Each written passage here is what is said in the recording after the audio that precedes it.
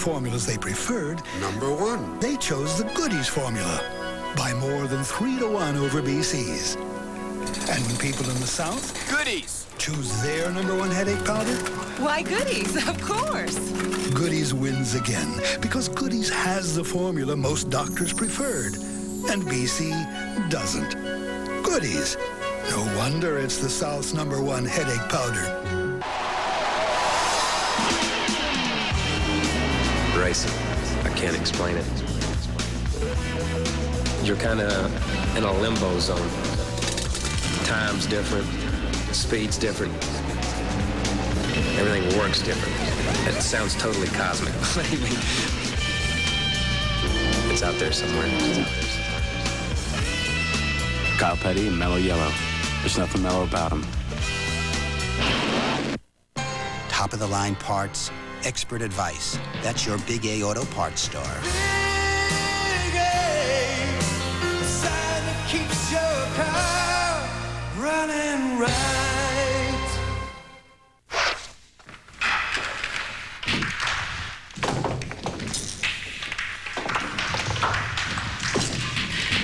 The Suzuki GS 500E. It hustles and still leaves cash in your pocket. back at Talladega, Alabama. Here's how things stand right now. Davey Allison, Ricky Rudd, and Sterling Marlin are in the lead draft, first, second, and third. Then here's 4, 5, 6, 7, and 8 running together, led by Earnhardt. Then comes Kowicki. There's Bill Elliott. Derek Cope, who's done a great job, having a great race, and also Rusty Wallace there. And a host of others. Yeah. Bill Elliott's caught down on the inside there once again.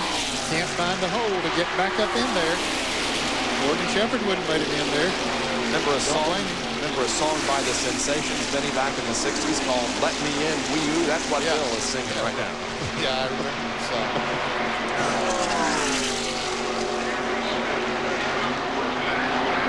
Morgan Shepard and Rusty Wallace right beside him. John Kernan has a report on pit strategies from here on. John?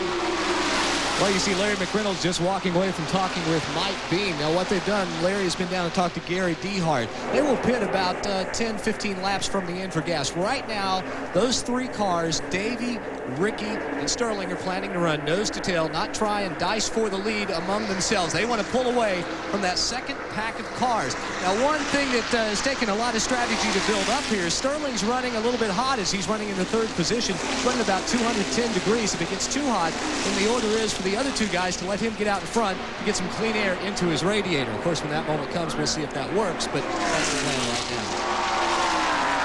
I just want to be interested to see if this three can break away from Dale Earnhardt, because he's the guy that's leading that second group. If Earnhardt can get someone tucked up on the rear bumper, it's possible he could run this front three down. We'll have to see how it works out. I think that's going to be a tough chore there for him to do, because they are really working the draft in the ultimate way.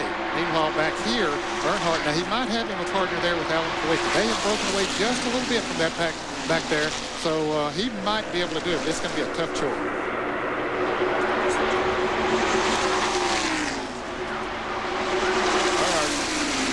Kowicki closes up right on the back bumper of Earnhardt. That's what people have to do, is get nose to tail and run close to run these guys down.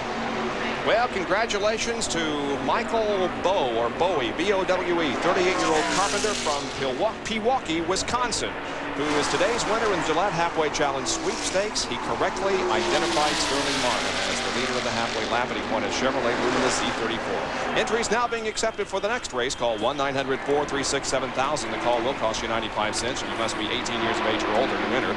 Or you can send your name and telephone number to the Gillette Halfway Challenge, Post Office Box 1868, South Hackensack, New Jersey, 07606. You ever been to Pewaukee, Benny? I don't know. Where is it? I think it's up by Milwaukee. I've been to Milwaukee. Yep. It's about 45 minutes away from Milwaukee, according to Mike Wells, our director, who grew up in Milwaukee. So good to know. Okay. Here's the scramble. Mark Martin leading the King and Buddy Baker and several others. Dave Rader. That's the 16th car on the inside. Wally Dallenbach. I see Dick Britton, the stiffest car on the outside there. Rick Mast, the old classic car. And all of those are in the lead lap, except for Harry Gant is not, of course. He is one lap down. We might make mention that both Harry Gant and Rick Mast have re-upped with their U.S. tobacco sponsorship until 1994. So you'll continue to see Mast and Gant running in their Skoll cars through 1994. Harry's going to be an old man by that time. You better draw Social Security. 132 laps completed. Out front, it's Allison, Rudd, and Marlin in the Winston 500.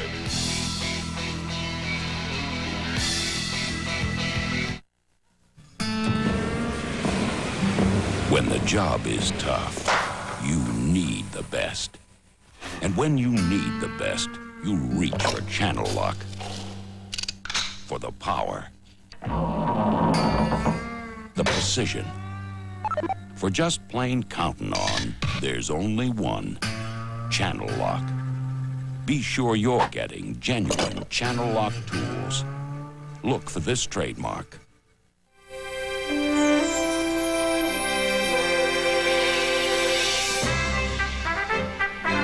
With the introduction of the 1992 LeSabre, Buick's reputation continues to grow.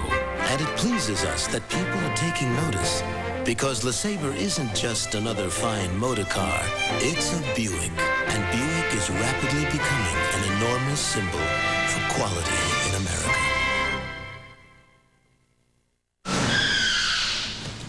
Hi. You know why Quaker State asked me to be their spokesman? Because I'm tough. Quaker State is tough. Tough on wear and tough on sludge. If you use Quaker State in your new car's engine, they'll guarantee it for 250,000 miles or 10 years in writing. Quaker State is one tough motor oil. So naturally they asked me because I'm tough. You don't think it's because they think I'm oily?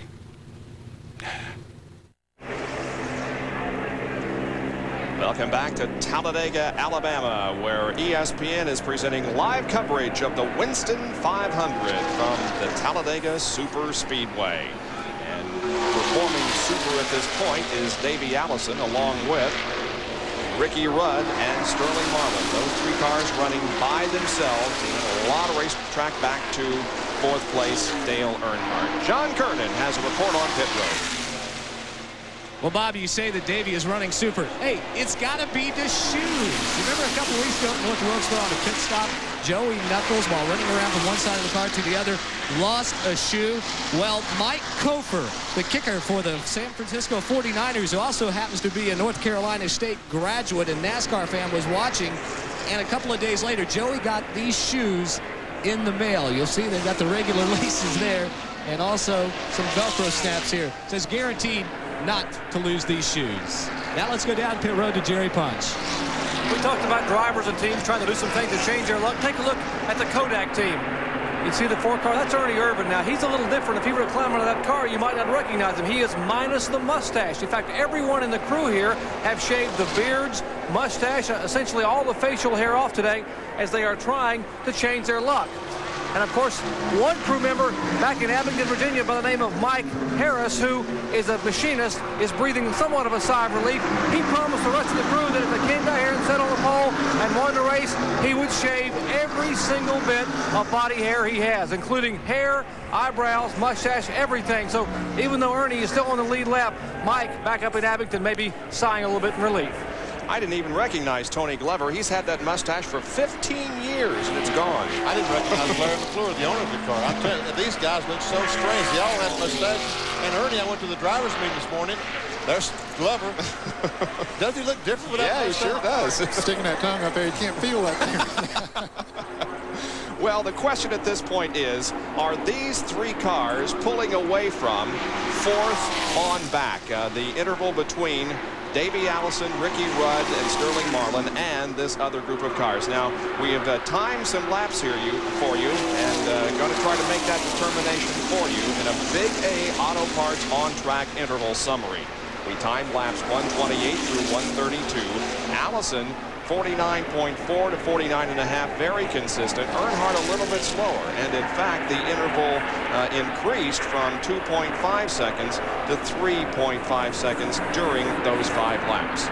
So they gained 1 second in 5 laps on Earnhardt. they're definitely pulling away. They're doing such a great job of drafting up there. They are changing positions. Although Earnhardt, he hasn't changed positions either, but he's just not leading that pack of cars back there as fast as Davey Allison is leading the front group. Let me correct something, guys. The machinist who is standing by back in Abingdon, Virginia, the Kodak crew, that is Mike Hips, otherwise known as Hippie back there. He's a guy sitting here watching the ESPN telecast right now with a safety razor and a can of shaving foam, hoping maybe his driver will win or maybe hoping he won't win. I'm not really sure, but anyway, he's watching us back there in Virginia. Bob? Glad to have him and all of the other ESPN Winston Cup spectators, viewers watching our live coverage of this event today. Here's another Autolite field summary for you. There you see the top three and then that other group of cars on back, including Earnhardt and Kulwicki. And look at the scramble for position. Bill Elliott is trying his best. He's up on the high side, but here he sees that Jeff Bodine down on the inside. And they are really doing some scrambling around for position back there. Elliott feels that he has the fastest car of that group. If he could just get up there, and he has worked and worked and worked, and is gradually moving up there, and he could pull down faster, I believe, if he could get up there. It probably helped everybody if they just knew that he wanted to get up there and pull him around. But naturally, you're going to be hesitating to give up that position. I don't understand exactly what happened because Kulwicki was right behind Earnhardt just a lap or so ago, and now all of a sudden Kulwicki is back 4 or 5 cars. Rusty Wallace has moved up behind Dale Earnhardt. Well, Bill Elliott, Kyle Petty went down to the inside, as Derek Cope has done now. And here's Jeff Bodine. They found the groove down on the inside that they can work pretty good. First passing we've seen that Reed is stuck down on the inside. Boy, that's a great shot, isn't it? Oof.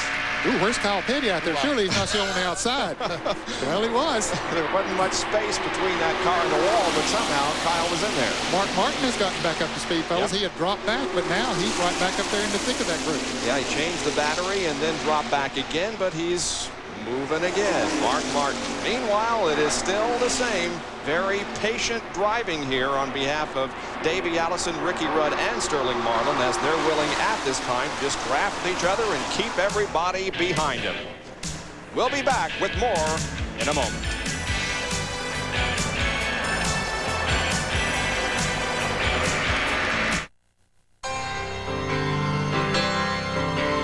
Look for the sign. Top-of-the-line parts. The red, blue, and white. Expert advice. It's a good sign. Your Big A Auto Parts store. Keeps your car running right. Where the pros go for auto parts. Big A. The sign that keeps your car running right. Someone to depend on when you need to depend on your car. When do we give in to the storm? I believe economic development is our stronghold. With it, we can improve our workforce. We can wipe out crime. We can revitalize housing. We can attract business and revenue. We can make Newport News a better place to live and prosper. There's a wind blowing in Newport News. It's a wind of change, and it's going to be a hurricane by the time I'm through. Vote for change. Marcellus Harris for City Council on May 5th.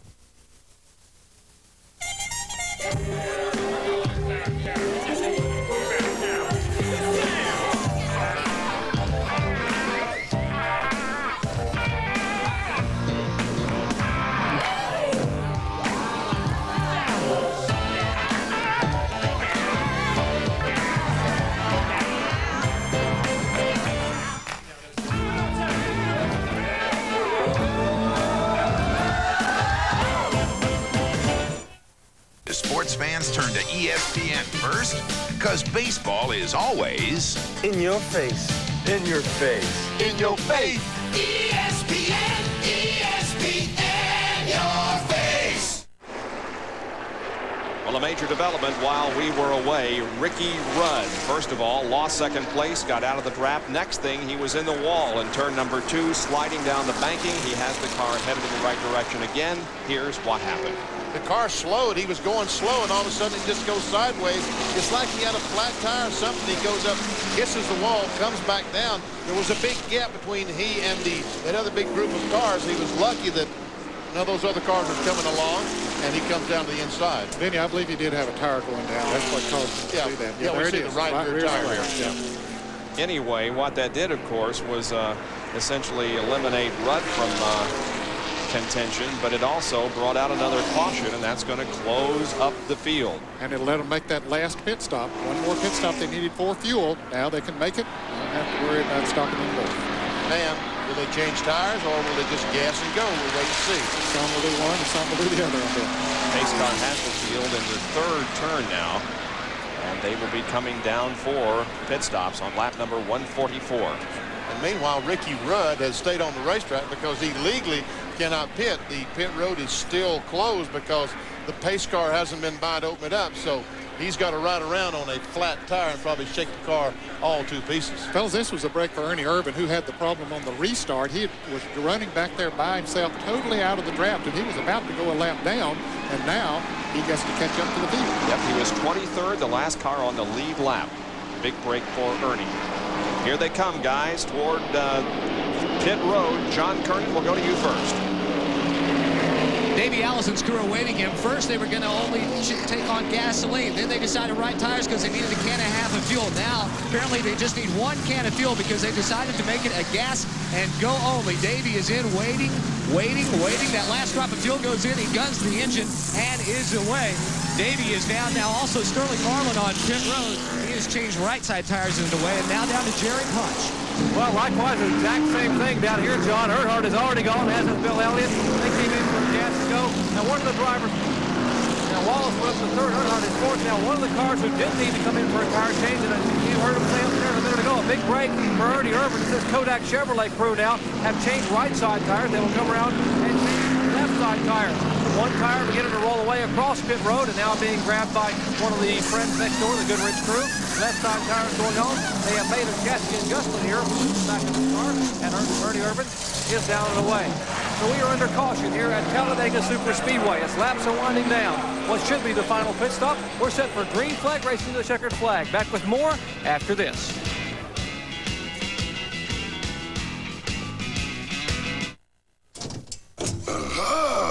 Wherever dirt goes, you know it's up to no good, especially when dirt goes for your car.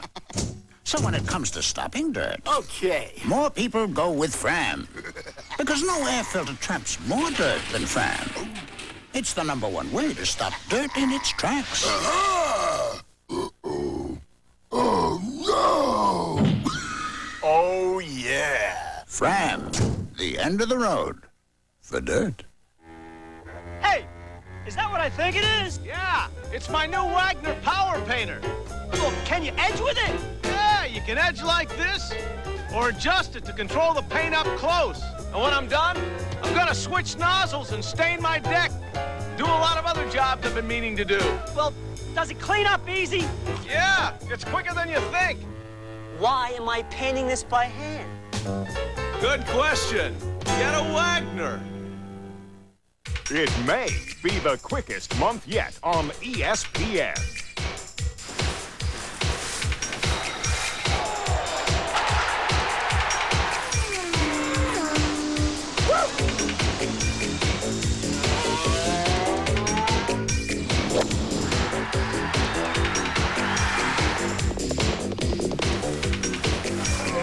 Serving it up in May on ESPN. Under our fourth caution of the day with 145 laps out of 188 completed in the Winston 500, it's Allison, Elliott, Wallace, Earnhardt, and Shepard. Our Speed World coverage is being brought to you by Goodyear, #1 in tires. By Fram Oil Filters, you can pay a little now or a lot later. And by ESPN Home Video, producers and distributors of Richard Petty and STP, available at retail and video stores nationwide. Pit stops have been completed. Davey Allison will be the leader when we come back to green. Davey Allison, this is Benny Parsons up in ESPN Control. You read me?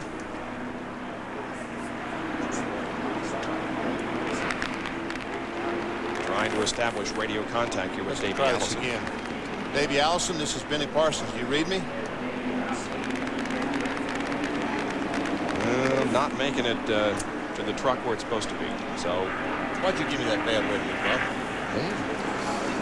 Wasn't my fault. Davey has to be thinking about the $100,000 from RJR, but more than that, he's thinking about one. No, he's thinking about that Budweiser car right behind him. That's what he's thinking about. Yeah, first you got to win the race to win the money. Davey Allison will have Bill Elliott and Rusty Wallace and Dale Earnhardt right behind him when we go green. We'll be right back.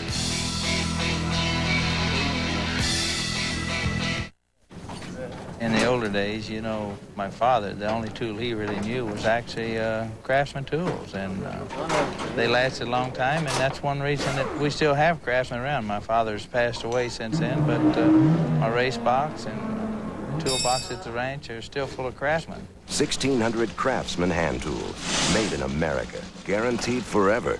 They've actually outlasted him. It looks like they're going to outlast me, too. Only at Sears. Popular Mechanics gave it the 1992 Design and Engineering Award. Popular Science gave it the Best of What's New Award. Yet it's not mechanical. It's not electronic. It's a tire. Goodyear AquaTread. The all-season radial with a major difference. Aqua Channel, the advanced deep groove design that channels water away as you drive. AquaTread, only from Goodyear. Another reason we say the best tires in the world have Goodyear written all over them. Most guys kick back on the weekends. Jack, on the other hand,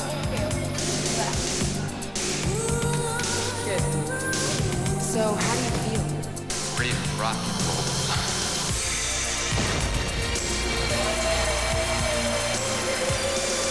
Only one beer has the taste as genuine as the people who drink it. Budweiser. Tomorrow, we're sleeping in.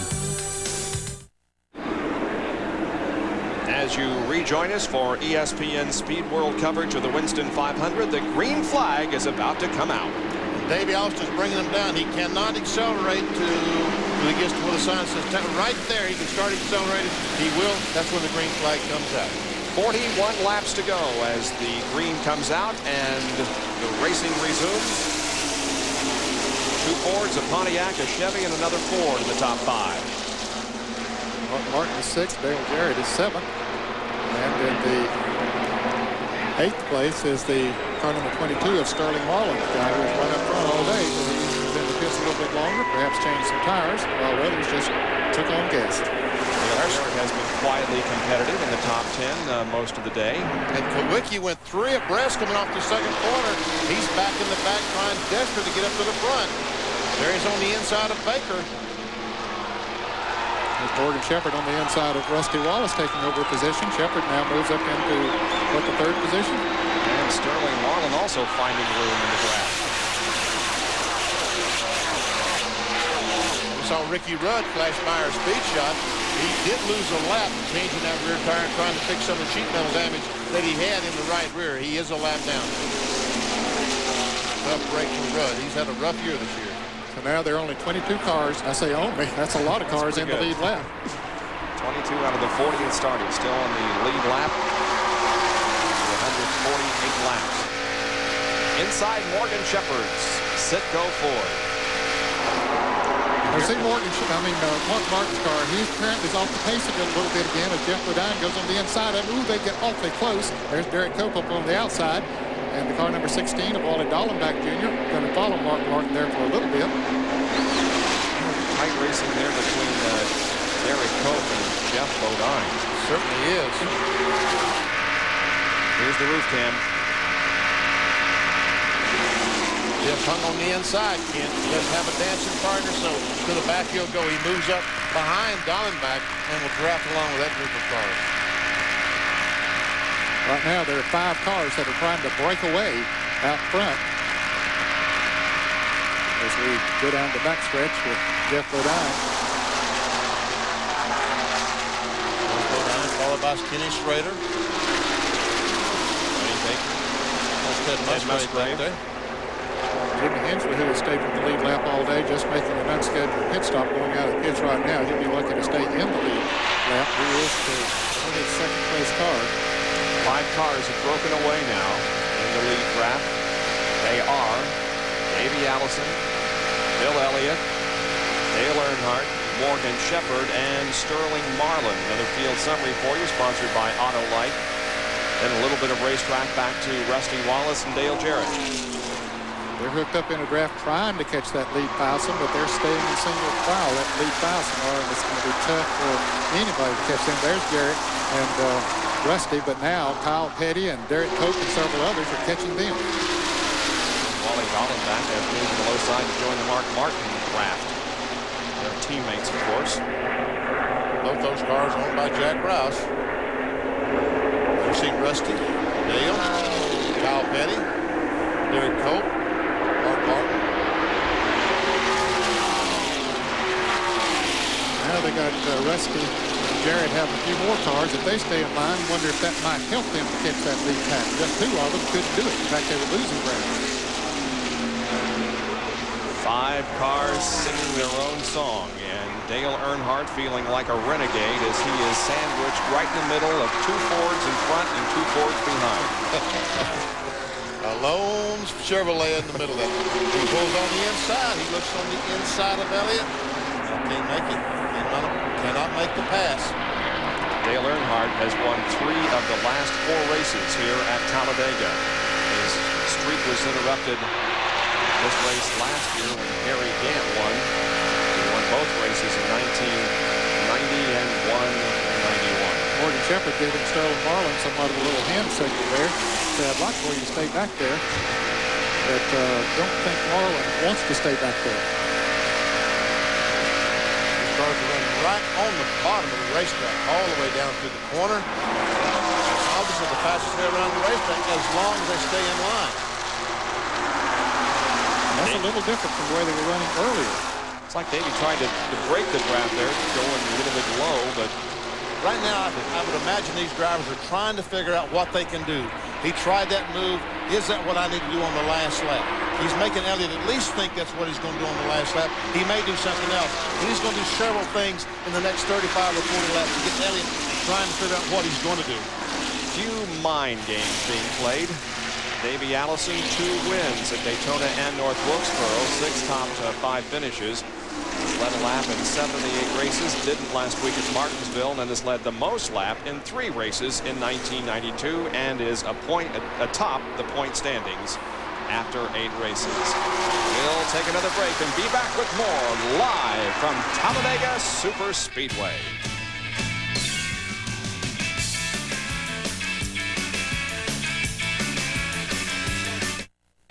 It's the Budweiser Pit Stop with Bill Elliott. Hi, I'm Bill Elliott. There's a big difference between the tires on your car and the ones we use during a race. Tread is imported on passenger tires, helping them to dissipate water when it rains. But we don't race in the rain. Our Goodyear Racing Eagles are smooth tires called slicks. Because there's no tread, they cling to the track, giving us better traction. These tires cost about $900 for a set of 4. During a 500-mile race, we may go through about 10 sets or about 40 tires. There's a way to virtually guarantee a safer suspension system. A way to eliminate pulling, shaking, and loss of control.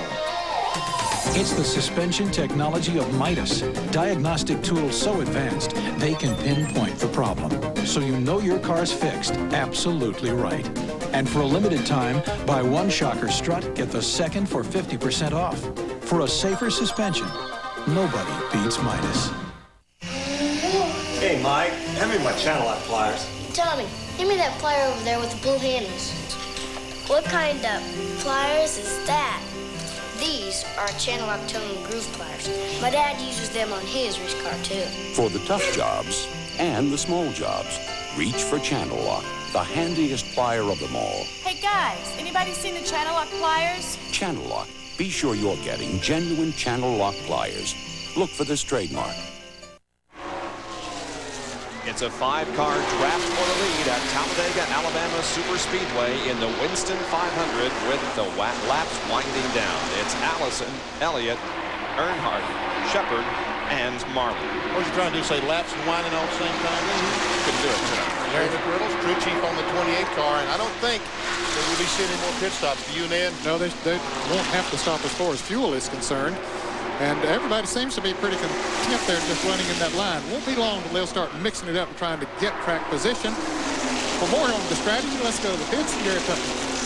Well, gentlemen, in keeping with our theme of needing a dance partner and having to be able to utilize help in the draft here, Dale Earnhardt must feel awfully lonely out there. In fact, one of the crew members told me a minute ago, or the lone bow tie banner waver out there. And as the laps wind down, maybe our only hope is that maybe some of those Ford guys, and there are 4 of them around us, more like an ambush than a race, some of those Ford guys may get a little greedy because a couple of those guys have yet to win in 1992, and if they get greedy and mess up, maybe we'll have a shot to go to victory lane. That may be our only chance. Bob?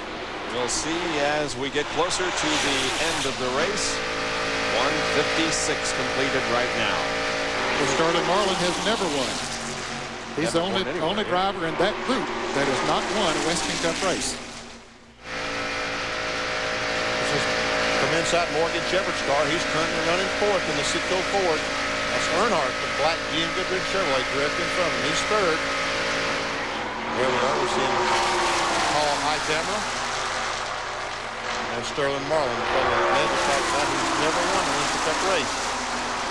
He's got the horse to do it today if he can just get the right situation. Yeah, he's been strong all day long, and people are predicting, hey, it's not going to be long till he'll win. Here's a battle between Derek Cope and Kyle Petty. Cope's car has been really going high the last few laps. He was up there in about 8th position, but now has dropped back to the 10th position. Although the first 5 are running in a draft nose to tail, there is some side-by-side action here with Ernie Irvin and Alan Kulwicki, among others, using the low side. Make that 9th for Derek Cope. Kyle Petty is in 10th now. We saw Ernie Irvin, the pole sitter, just briefly on the inside of Jeff Bodine. We're right on top of Jeff Bodine's car, the roof cam. He's got Rick Mast behind him, and behind Ernie Irvin is Alan Kulwicki. Charlie Ballin backdrafting on Alan. Ernie has been running that low line. He picked up several positions while ago, but then now he's losing the back as those other drivers running that high line just have such a good run coming off the turn. Their RPMs are up, car's not pinched down as much, and they're able to pull up. There's Dick Trickle also running in that group, along with Brett Bodine and King Richard Petty. Ted Musgrave having some trouble as that car has slowed. And it looks like he's coming into the pits, and he has driven a great race today. Ted Musgrave, who was a rookie last year, finished 2nd to Bobby Hamilton in the rookie standings, but he's been up there in the lead lap all day long. But now, unfortunately, it looks like he'll go a lap down. The Jasper engines. Right front, look like me, the right front tire flat. See how low it is. You can see it flapping. You can see it flapping now. You can see how low the right side was. That's great. Let's go to the pits and John Turner. Benny, you have got sharp eyes, sharp as an eagle, as my mother always says. Yes, the right front tire is shredded, and he will come down pit road and likely will lose a lap. I was talking with him earlier today. He said, man, he said, I would love to have a top 5 finish. But there goes Davey Allison in that front draft of 5 cars as Ted heads down pit road. Losing a lap to the first 5. Yeah, for an old guy, he got pretty good eyes there. We'll take another break and then come back with a field summary from the Winston 500 at Talladega Superspeedway in Alabama. We'll be right back.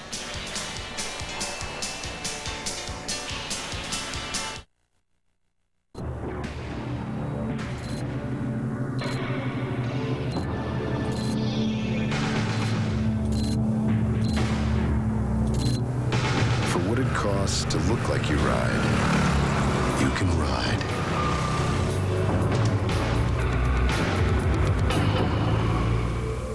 See the full line of Honda motorcycles at Casey's Cycle City in Newport News. The race is on, folks, at the Auto World dealers on the peninsula. It's the Auto World 500, an all-out race to sell 500 cars and trucks by Saturday. And the prices are marked way down. New cars and trucks up to $5,000 off. Some of them even below invoice. You know it, folks. Paying too much for a car is the pits. So go to the Auto World 500. Center Ford, Hallmark Acura, Peninsula Auto Mall, and Newmarket Hyundai Isuzu. Brewing on ESPN. Saturday Night Thunder. It's a night of lightning-quick action featuring live USAC midgets and sprints. Saturday Night Thunder on ESPN.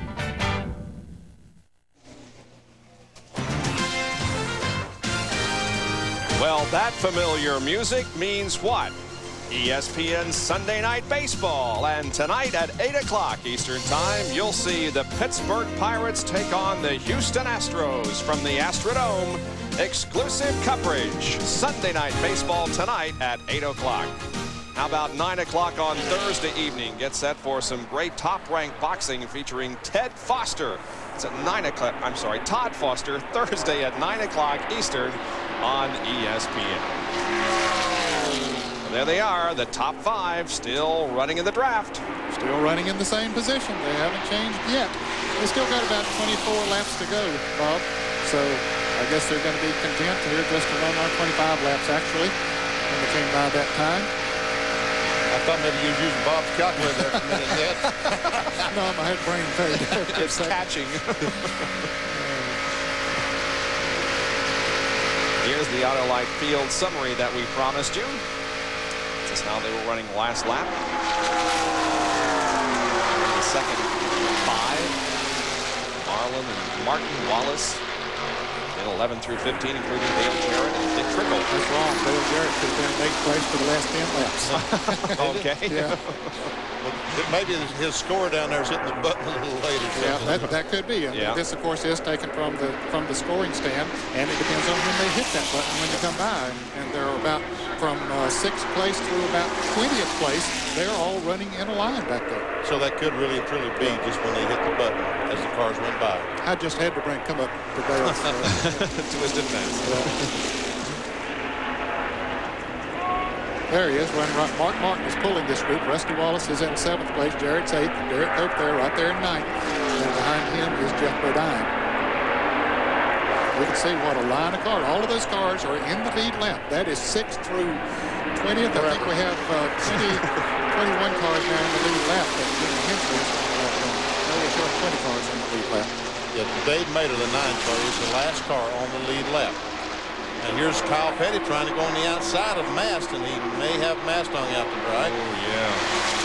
Richard Petty, the king, is right in that group of cars. He stayed in the lead lap all day. I'll tell you, it's been a while since Richard has been in the lead lap at the end of the race. It's good to see him up there running, staying in the lead lap. Well, the last 3 short tracks we've done, Bristol, North Wilkesboro, and Martinsville, and just early on, the first few laps, Richard had some problems, and 3 races in a row. Okay, that's the battle for the last place on the lead lap. Dave Mater, it looks like, was trying to pass Richard Petty there and take over that 19th or 20th position.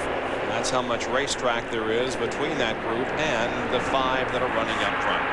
Ricky Rudd's going 2 laps down now. He cut a tire, hit the wall, and slid down the banking a few laps ago. Well, that's a tough break for him. He was in 2nd place when that happened, and now he's just right on down the line. That other car with that blue car that we saw was Dave Marcus. He's still in the race. As Ned said, the STG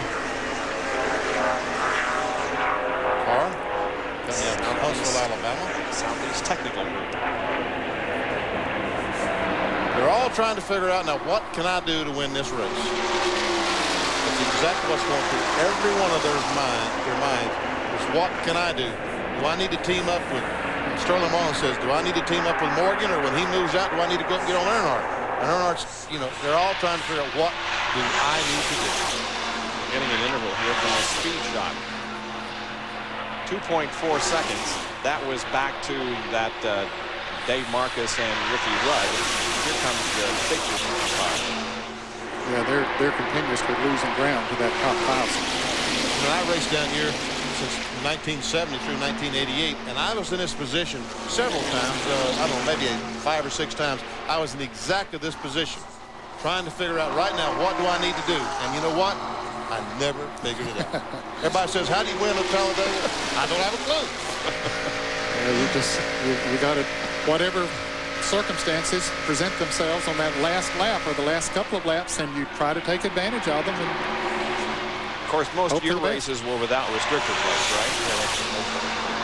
Now did you run with the restrictor plates? I did. Back in the early 70s, we had restrictor plates, and then in 1987, once again, we had restrictor plates. Now here's from the lead group back to the second pack, 11.4 seconds. That second group is big. Look at it. There it is. Wow. Ooh, Ernie Irvin and Cope get together a little bit. Ernie's still running that bottom line down there. He and Alan Kowicki are determined to stay down there and try to pass those guys on the bottom. This has been an amazingly safe race. Charlie Glotzback has had the most serious contact with any wall, and he's okay. Ricky Rudd, the only other one. Back in a moment.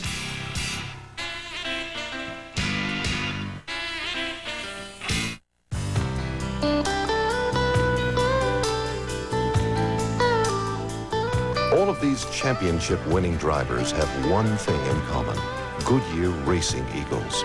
The race-winning technology that's found in the Goodyear Racing Eagles can also be found in the world's best-selling line of high-performance street tires, Goodyear Eagle Street Radials.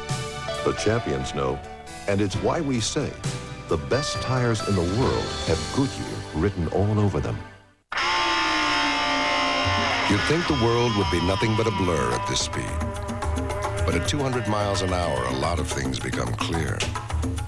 Like what technology can help make our cars perform better, our trucks tougher, and help make them all safer for the street. Because at Ford, we want to stay ahead in more places than just the racetrack. Have you driven a Ford lately? It may be the quickest month yet on ESPN.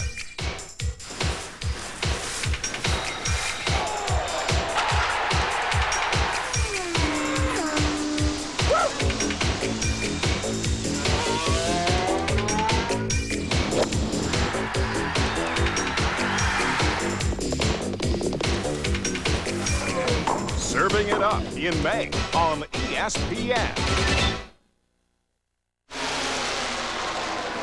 18 laps to go in the Winston 500 from Talladega Superspeedway in Alabama. It's Davey Allison, Bill Elliott, Dale Earnhardt, Morgan Shepherd, and Sterling Marlin, the top 5 running in a draft.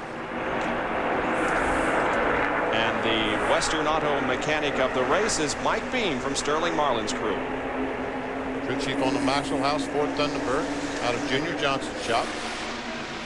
All those points, of course, accumulate during the year to the Western Auto Mechanic of the Year award that will be handed out at the NASCAR banquet in New York City in December. That's Harry Gant, last year's winner, the Skoal Bandit, going another lap down. He's now 2 laps down, and it's just amazing what wind tunnel time means. This car was put together, as I said earlier, I think Jerry or John said, put together, didn't have a chance to take it to wind tunnel and work out the small details and rendered the car uncompetitive. Yeah, he was not competitive from the drop of the green flag and is in 26th position. Still 20 cars in the lead lap. There are 5 of them. Can't even hang on to the lead draft here.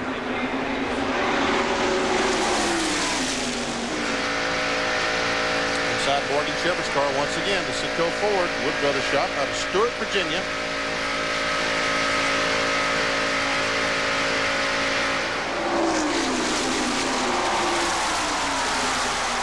Guys are not running as close as you can, but they're probably backing up just a little bit and keeping the engine as cool as they can, getting as much air as possible through the grill, but yet try to get the maximum speed out of the cars.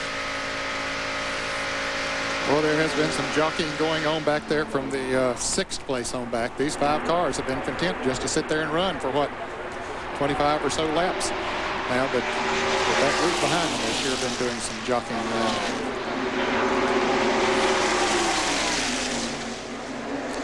Still trying to figure it out, Benny, what they want to do. It's not time yet, though. They still got, they're working the 174th lap now, and the race is 188, so they got 14 more laps to go. Yep. Dale Earnhardt's record here at Talladega is impressive.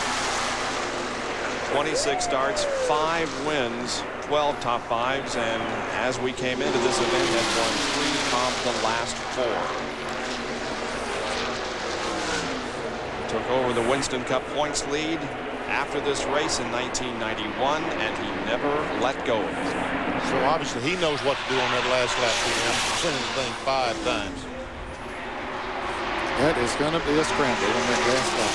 Percentage-wise, you would think that the Ford win streak is going to continue because Dale is carrying the GM banner all alone in those top 5. But hey, you never know what's going to happen here in the last few laps. Well, that's right. You remember Davey Allison beat him yesterday in the IROC race by about 3 or 4 feet. So good to see a a replay of that.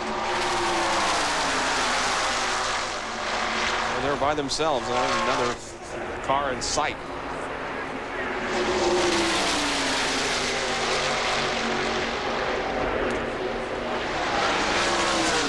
Let's go back and see what's going on behind this group of cars. There's the first 5. It's a long way back. Yep, out there by himself. But here comes that other group. Here they come. There they are. Boy, it took a long time for them to get there. There were 5 cars that were about to break away. Alan Kawicki tried to get down on the inside a little bit ago. He was up there running in 8th place. That didn't work. He's down on the inside again. It's not going to work this time for him. It doesn't look like. But Ernie Irvin has moved up to lead this pack now. And Mark Martin is running 7th. Dale Jarrett is 8th. They've been trying to pull away from that group back there, but just haven't been able to break away from them. Ernie Irvin was a pole sitter. He's now in 6th spot. Irvin, Mark Martin, Dale Jarrett, Rusty Wallace, Derek Cope, Jeff Bodine, there's Kawicki, and Jimmy Spencer. Some of our spotters a moment ago had heard something that's there's trouble. Look out. Jimmy Spencer is the car in trouble. Car lifting. Oh, but it did not go over. Unbelievable. Whoa, unbelievable. The car had to go over. And look, just put it in gear and go on, Jimmy. What a ride that had to be. Gee whiz, I could not believe that car got as far over as it did. See, and settled back down. He put it in gear. He's going on. He may not lose a lap. No, if he gets from back out on the pavement, he's going to be okay. He'll stay in the lead lap. You remember Davey Allison rolled over early in the Daytona 500 a couple of years ago and didn't lose a lap. And boy, Jimmy Spencer, that was unbelievable. Watch this.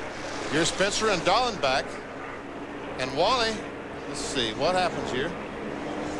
Looks like Spencer, some slight, Oh, I see. Dallenbach got bumped by Kyle Petty. Just barely got bumped by Kyle Petty. Look at it. Get up on the left nose of the car. It comes back down, wants to flip over, but it don't. It stays down. One thing that helped it from not flipping over, he got to going in the forward position again, and the air helped to keep it on the ground.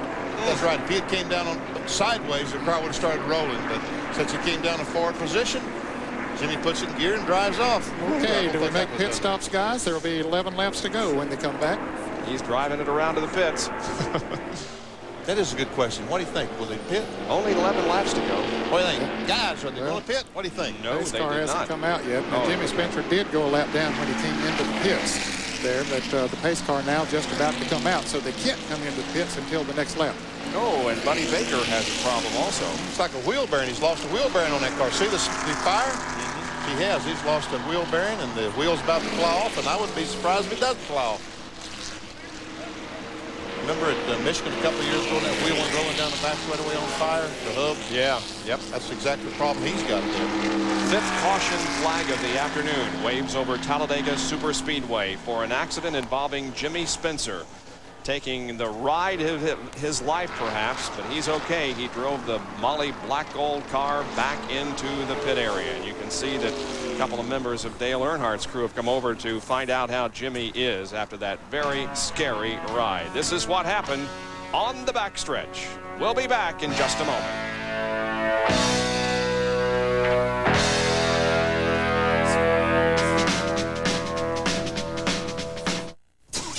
Here we go again, guys. Wow, I feel good. Yeah, this guy really gets around. He's got the auto lights. American Orient Paul, we're guaranteed. I feel good. Yeah, 2 years, no matter how far he goes. That's why we've been everywhere. Vegas. I feel good. Yeah. Daytona. I would now. LA. Wherever we're going. The Superspeedway. Yeah. And we're not even tired. Selling a house is no vacation, but that's just what the Walkers got when they sold their house with our ERA office. The ERA Seller Security Plan guaranteed that if we didn't sell their house, ERA would buy it. ERA even agreed to take the risk of selling the house at a loss. When we sold it for more, the Walkers got the profit. They used the extra money to take a vacation. The ERA Seller Security Plan, just the kind of help you'd expect from a friend. Call 1-800-ERA-SOLD. ERA, first in service.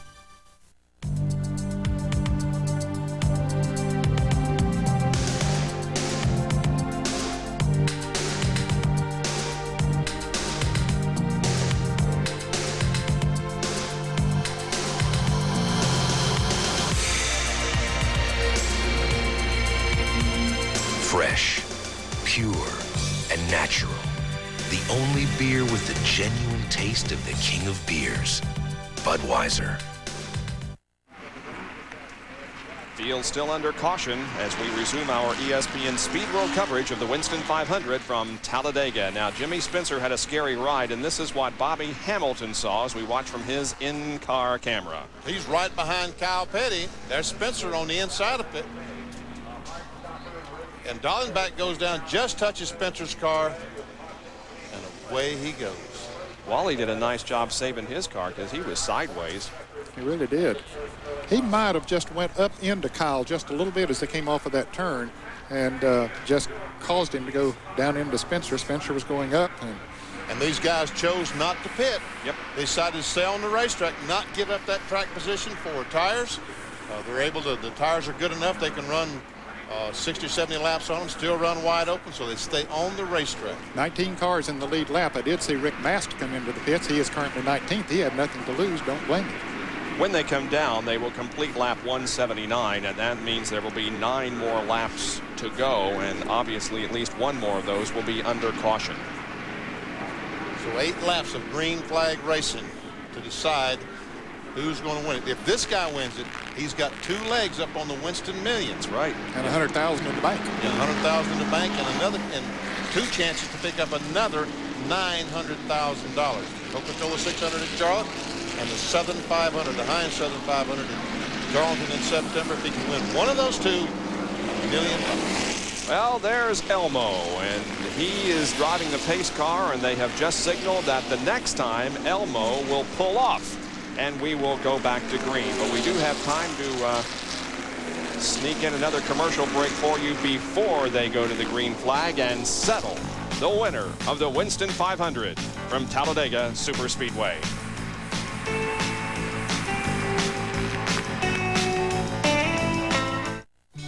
Ask anyone who's driven a Ford lately.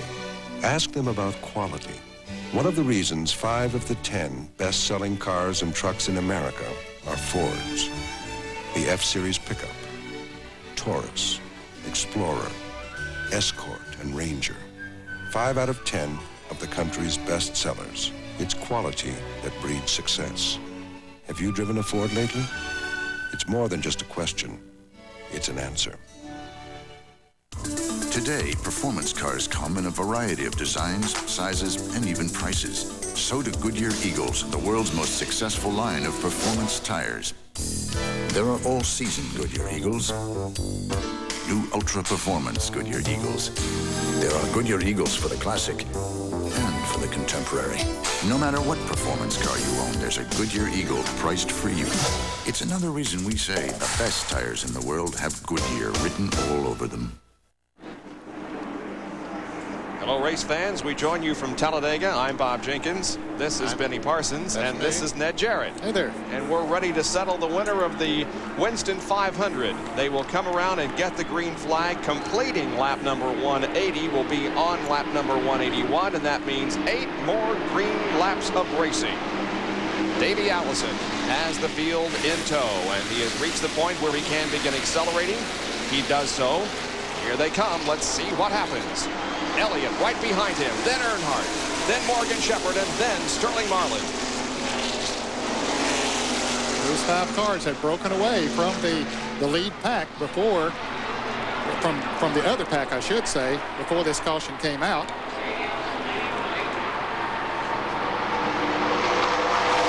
Kyle Petty moving up in the middle of that pack. And Alan Kawicki made a good run there, also getting by Dale Jarrett. So did Kyle Petty, so they picked up several positions. It scares me to see these cars running as closely as they are.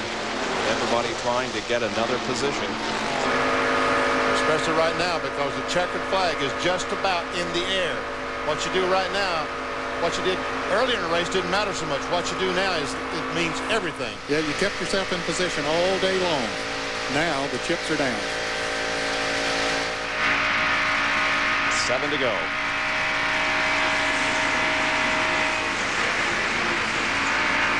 Riding with Jeff Bodine on the roof cam on the Motorcraft Ford. Ahead is Gary Cope. I tell you, Ernie Irvin has got himself up there in position now in 6th place. And he's with the lead pack. 6 cars have broken away, forming the lead draft with Davey Allison still leading. There's a little bit of racetrack back to Alan Kowicki, but there is Ernie Irvan at the end of this 6-car draft. Body man might have to start sharpening his razor.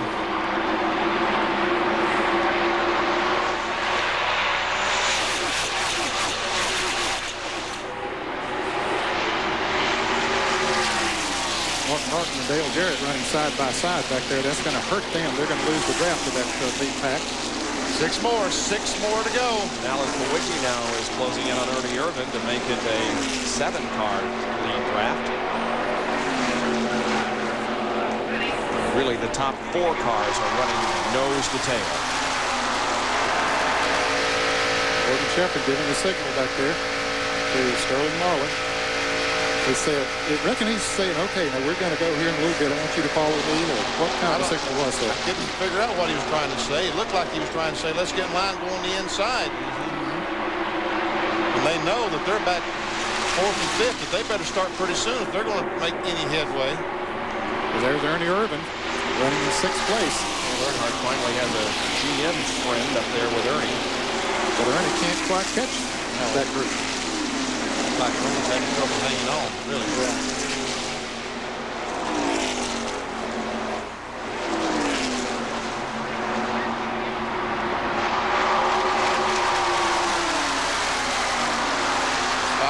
Four and a half laps now. 4.5 to go. Yeah. They're going to have to start making some moves, fellas. Strategy time is here. When do you do it? You don't wait till the last lap in this situation. You've got to do it before then. Davey Allison is thinking, well, I've led so many laps and nobody has made a move. Maybe I can go the rest of the way without anybody making a move and win this race and move a step closer to $1 million. Yeah, but he knows they're going to make a move back there. See how much closer these cars are nose to tail than they were 10 laps ago before the caution flag? Now they all know we've got to stay tight because the decisions we make in the next 2 or 3 laps is going to make a difference. Who wins, who loses. Less than 4 laps to go. Davey Allison continues to lead. And Ernie Irvan has caught back up with that pack. Yep, he's right there. Knocking on Sterling Marlin's back bumper. There's the pole sitter for this race. About 3 hours ago, Ernie Irvan let him down for the green flag, and now we're very close to the checkered flag. He let him down for the green flag, but that black 28 that's in front now led the first lap. There's been other leaders. Davey Allison led the first lap and is trying his best. And here goes Sterling Marlin. He tries on the outside. Yeah, Morgan said, okay, if that's where you want to go, I'll go. Now. They come 3 wide down through here in complete lap 185. 3 more laps to go, and they got 3 of restricting. Oh, and Morgan Shepherd almost gets shoved up into the wall, but he saves it. There was some contact. We saw just a little bit of smoke as those two cars met. Morgan Shepherd drops back to 6th position, but he's lucky that he didn't slide up into the wall. Now the two Chevrolets are together. Dale Earnhardt and Ernie Irvan. You can see the tire mark on the side of the seat go forward as Morgan Shepherd looks out his front windshield. He has lost the draft to that crowd. In fact, he's going to lose some more positions as Alan Kowicki and Dale Jarrett back there battling with him. 5 cars now in the lead draft as they come down to complete lap number 186. 2 more laps to go. It's Allison, Elliott, Earnhardt, Irvan, and Marlin. Shepherd has dropped all the way back to 10th position. Jerry Punch has a report on pit road. The Kodak crew is screaming now at the Goodrich crew, okay, let's go, let's go, let's go. Tony Glover just ran over to Richard Shoulder, said, okay, we're together. We got a shot. Let's take on the Fords. Let's go. Glover is real excited. He is pumped. It's the best his driver has had a chance to run all afternoon. They're going to have to make their move quickly, though, guys. Time's running out. Coming down for the white flag. Davey Allison, the white flag this time by. He's up between 3 and 4. No movement yet on part of either Earnhardt or Irvan, the GM guys that are the 2 Chevys in this group of cars. Here comes the white flag. 1 more lap to go. 2.66 miles to go for Davey Allison. Elliott looks on the outside.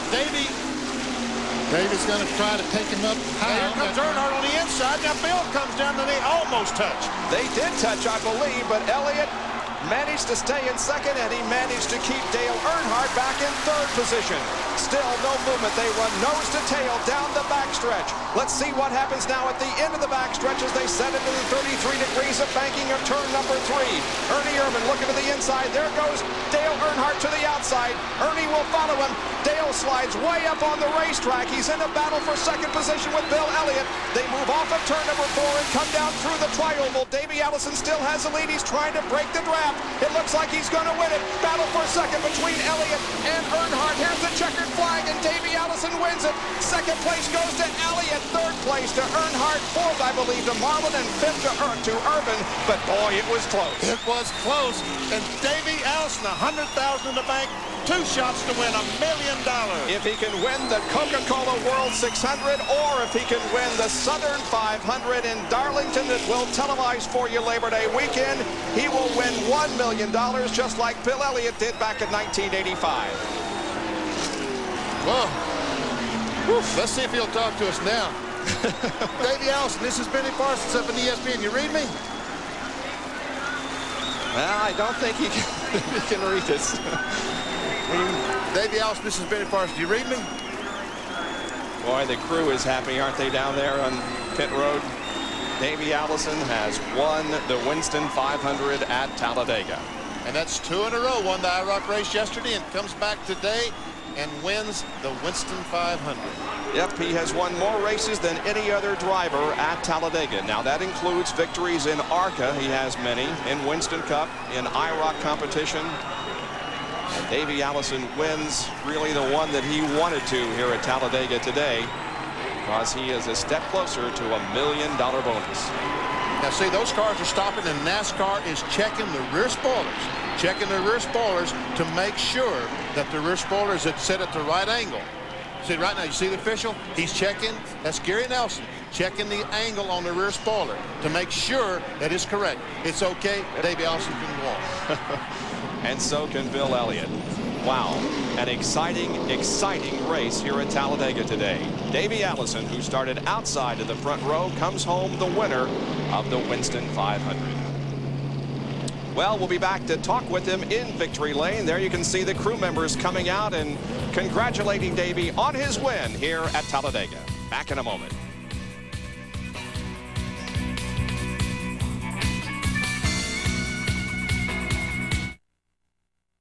You know, my grandpapa, he wouldn't throw away nothing, especially if he couldn't wear it out. That's why we still got every Ford automobile this family ever had. And they're worth more today than a lot of brand spanking new ones.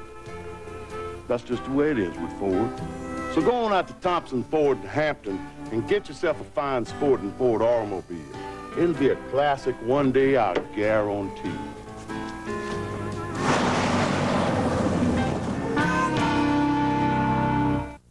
At the Van House, we carry a complete line of leisure lift carts, the easy, convenient way to go where you want. Built for comfort, the Pacesaver easily operates with controls at your fingertips. Rugged and stylish, the Pacesaver safely powers you up inclines and operates smoothly indoors and out. Pacesaver easily disassembles to fit in car trunks or vans. So before you buy a 3-wheel cart, compare the features and price. You'll be surprised at Leisure Lift's affordability. Available at the Van House in Hampton, where we service what we sell. I just, you know, people kept on telling me, you're going to make a lot of money, you make a lot of money. I don't really care. I mean, yeah, money's great. It comes with the job, great. But I want to be happy inside. From Kodak, it delivers the highest resolution, microfine grain, superior image structure, for ultra-sharp detail. It is called Ektar. Ektar Film by Kodak. The genius is in the details. Ektar Film now comes in a new cartonless package in 25, 100, and 1,000 speeds. The NASCAR Winston Cup Winston 500 from Talladega Superspeedway in Alabama has been completed. And the winner is Davey Allison. We'll be down to talk to him in just a moment. Our Speed World coverage is being brought to you by Ford and your Ford dealer. Have you driven a Ford lately? And by Quaker State. The Big Q is one tough motor oil. Well, the Ford streak continues, and we go to the winner's circle for our Kodak Gold Film winner interview. Here's Dr. Jerry Punch. And he's not happy at all getting out of that big, bright Ford. And a cold drink, Davey, congratulations on an outstanding effort. Those last few laps were unbelievable. Thank you, Jerry. You know, yesterday in the IROC, yesterday in the IROC race, we had to make a move to get back to the front after losing the lead. And today, I just felt like I needed to do something a little different than what I did yesterday. And everything paid off. Texaco Haviland Thunderbird handled great all day. We didn't even make any adjustments at all. Didn't even put tires on the last caution, just filled it up with gas. The car drove great. I gotta thank Robert Yates, Texaco Haviland, Larry McReynolds, all the guys on this crew for a great job. And I want to say hi to Krista and Robbie out there. It looked like those last couple laps that you had to realize the crew, I'm sure, told you that the 4 car had caught the 3 car, and so it's going to be even out, 2 Fords and 2 Chevrolets for those final 4 or 5 laps. Well, I saw Ernie when he caught the pack or when he made the move and got behind Dale. But I knew Sterling was back there, and he was going to disturb him if he could. And I just had to hold Bill off and preserve the line. Unbelievable weekend for you. IROC yesterday, Winston Cup, and you just guaranteed yourself $100,000 toward that Winston Million. Well, that's a heavy hit, Jerry. But you know, I'm shaking right now because this is the first time I've ever won 2 big races on a single weekend, and I've never had a Busch Grand National victory, so I hadn't been able to back one up with a Winston Cup win. And this is the first time we've won 2 big races, so I don't know how to take it. Well, he's smiling. He's taking it awfully well here with wife Liz and the rest of the Haviland crew in victory lane. Davey Allison wins the Winston 500. Let's go up to the garage area and check in where John Kernan is standing by with Sterling Marlin. John? Sterling, a heck of a job today. He's led a lot of laps and raised a lot of money for a good cause. Yeah, we did. He just told me $97,000 for the Children's Miracle Network, and thank Max House for what they paid. And I can't say enough about the boys. They built this car. This car at Bowdoin wrecked here last year, and they rebuilt it, and it worked perfect. And we just, we should have just put the gas in that last stop. I guess we just second-guessed ourselves. What are you going to have to do to win one? I mean, you led laps today. You were right there. Well, if, I think track position, whoever come out right there at the end, I didn't want to sit last caution because, I had a real good car, and I was sitting back there just riding, and I was waiting on either Morgan or Dale to pull out and make a move and bust air. I could have went on up through there. So we just tried. Like I said, I made a move like a couple to go and got the air, stirring up, and we'd have been right up there. Looked like some close quarters racing there those last few laps with the Fords and the Chevys mixing it up. A little contact out there. Did you see it? I was in it. I got under Morgan here trolling. Ernie got under me, and I don't know if Morgan knew that Ernie's under me and like to turn me in the wall down there and 1 and 2 home in the right rear. So I don't interrupt, give him a little love, tap back in the back, don't get to do it.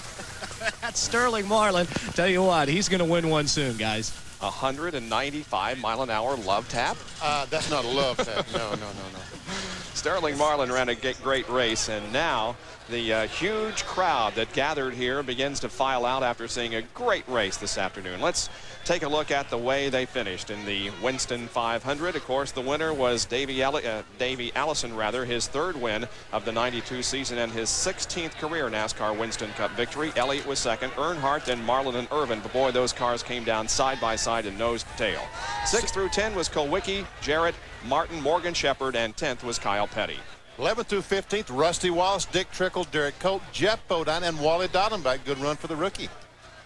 Richard Petty was 16th. Good run for the King. Brett Bodine, Rick Mass, Dave Mader, and Bobby Hamilton 20th. And those cars were in the lead lap. 21st was Ted Musgrave. Hut Strickland was 22nd. Ken Schrader 23rd. Harry Gant back in 24th. Jimmy Hensley 25th. And 26th through 30th were Rudd, Marcus, Hillen, Darrell Waltrip, and Bob Shackman. And then 31st through 35th in today's event, Buddy Baker, Jimmy Spencer, who had that exciting ride down the backstretch. The car nearly flipped over, but didn't. Then Stanley Smith, Jimmy Means, and Greg Sachs. Then finishing 36th through 40, Terry Labonte. He didn't have a very good debut in the Ford. Charlie Glotzbach crashed, wasn't injured. And the others that finished in the Winston 500 today here at Talladega. Back with more after this.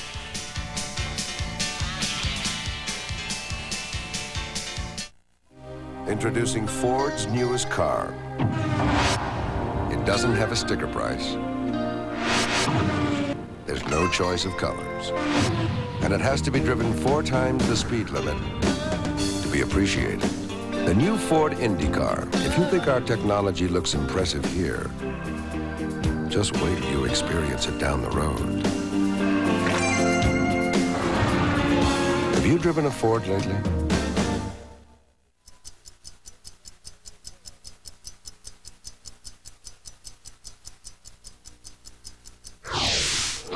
Man and machine working together, racing against the clock at the Indy 500 time trials. A.J. Foyt and Rick Mears, both fighting to qualify. Either one could be Indy's first 5-time champion. The excitement of the Indy 500 time trials. Coverage begins next Sunday live on ESPN. The celebration in Victory Lane at the Winston 500 in Talladega is for Davey Allison, who won here today, but Ernie Irvan, who started from the pole position, wound up in 5th. And Jerry Punch is with him. You may not recognize this guy without his mustache, but believe me, it is Ernie Irvan. And Ernie Irvan smiling, managing a smile. Ernie, a struggle of a day, but those last few laps pretty exciting. It was a lot of fun, Jerry. You know, we got a lot to smile about. It's our first top 10 all year, and a car come home in one piece. We can take it to Daytona now, and I learned a lot, got a lot more confidence back in drafting and things like that, and really looking forward to going to Daytona. But, you know, we had a good race car today and was fortunate enough to come home where we did. When you caught that lead draft, your crew chief, Tony Glover, was doing jumping jacks. He ran over to Richard Childress and said, come on, let's go. Chevrolets, go, go, go. He was waving his hand like a cheerleader, and you and Earnhardt, I guess, had communicated to hook up and try to make a move to handle the Fords. Well, Richard went over, and him and Tony talked about it, and Dale told Tony, says, tell him to go whatever way.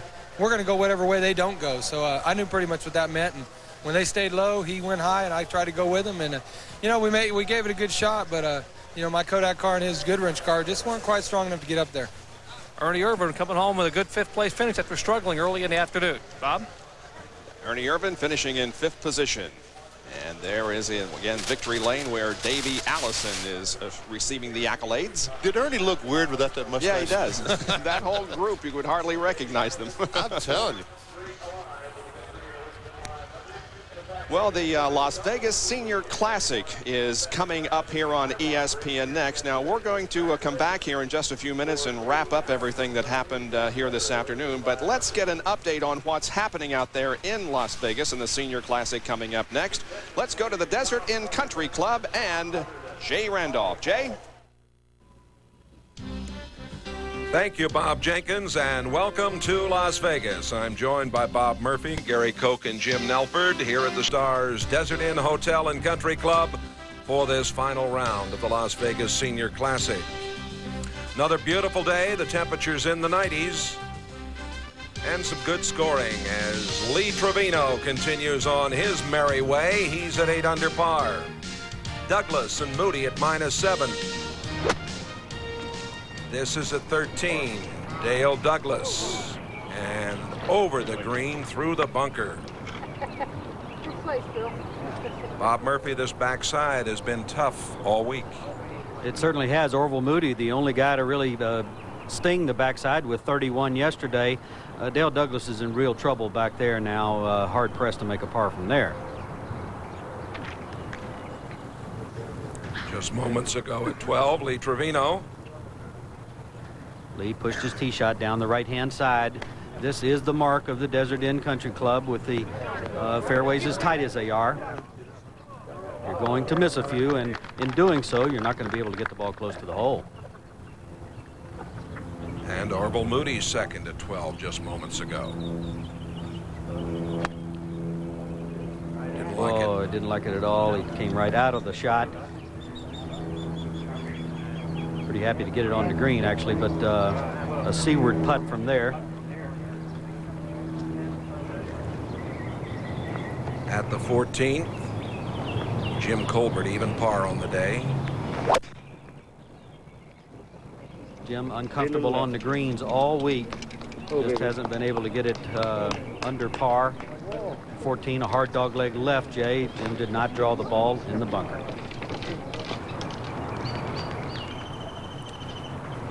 Long birdie attempt for Orville Moody. Has to come up over a ridge.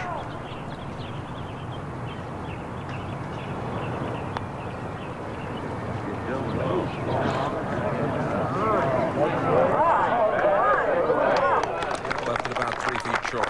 Actually, a good putt there, Jay. The last 5-6 feet of that putt is downhill away from the player, so Orville knew that, and one of the reasons he came up a little short, I'm sure. You have to be a little protective when you're playing greens that are as fast as these are and have the undulations that they do.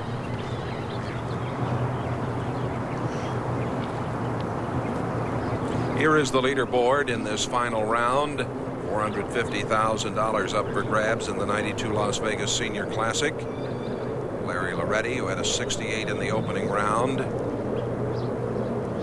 Lee Trevino opened up quickly this morning. He birdies 1 and birdies 2, while Orville made par and a bogey, Jay, and that can be unsettling when you're trying to win. Gary Koch is out there with Lee Trevino. Lee's got 24 feet coming up over the shelf that runs through the middle of the green. I'll mark it, Homer. Where are you, man? Okay. He's asking Homero Blancas if he can go ahead and mark it. Gary, you and I were out watching play early this morning, and Arnold Palmer commented to us that the greens to him were noticeably slower. That was exactly what he said, Murph. And then we had a chance to talk with Senior PGA Tour official Brian Noggle, and he said that they've lost about 6 inches on the stemp meter reading, so the greens are considerably slower than they have been. Arnold Palmer today with a 4 under par 68. Good score for Arnie. He actually started out eagle the first hole, made 3 more birdies, Jay, in the first 5, then turned around and double bogeyed number 7. He said he was going to change number 7, a par 3. Homero Blancas. Homero's hit another good iron shot in here, Jay. Only about a 12-foot putt, a little bit of swing from right to left. He just has not been able to buy one all day long. He's hit the ball well, not making any putts. Putting cost him yesterday. That one helps. And Homero gets to 4 under par.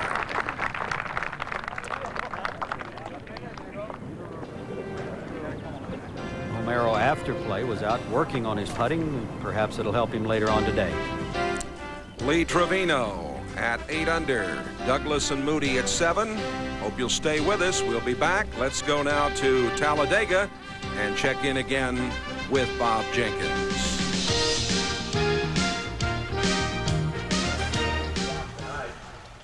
All right, we'll go back to Las Vegas for final round coverage in just a few minutes. But first, we're going to recap what happened here this afternoon at Talladega. It was a win for Davey Allison. There's a party going on right down there in the middle of that bunch. There's a party going on. A huge party. John Kernan is down in the garage area with Wally Dallenbach. Well, Bob, Wally Dallenbach, a lot better finish than last year. 14th place, although with a little bit of some tough racing out there. Yeah, I don't think there's too many guys I'll be taking a dinner tonight. It was tough. Nobody was really working with us today, but everything we got today we earned. We had good pit stops and gave a good ride for Keystone and Planters, and we're real happy with it. You know, you told me earlier this year just how tough it was and how much you were learning. What have you learned, the most important thing this year? I learned, I think, I have to be here a little while before some of these guys start running with me. We had a real strong car, but like I said, you just got to have guys working, and it wasn't just me. I mean, man, as soon as somebody pulled out, that was it. You know, they'd go to the back. And but we learned a lot. We got through it in one piece, and we go on from here. That's Wally Dallenbach after a fine 14th place finish. Let's go across the garage area to Jerry Punch. Well, John, Bill Elliott just sitting here in the back of the Budweiser. First of all, Bill, let me ask how you are. I know you burned your back. Looks to be mostly first-degree burns. How you feeling? I feel good.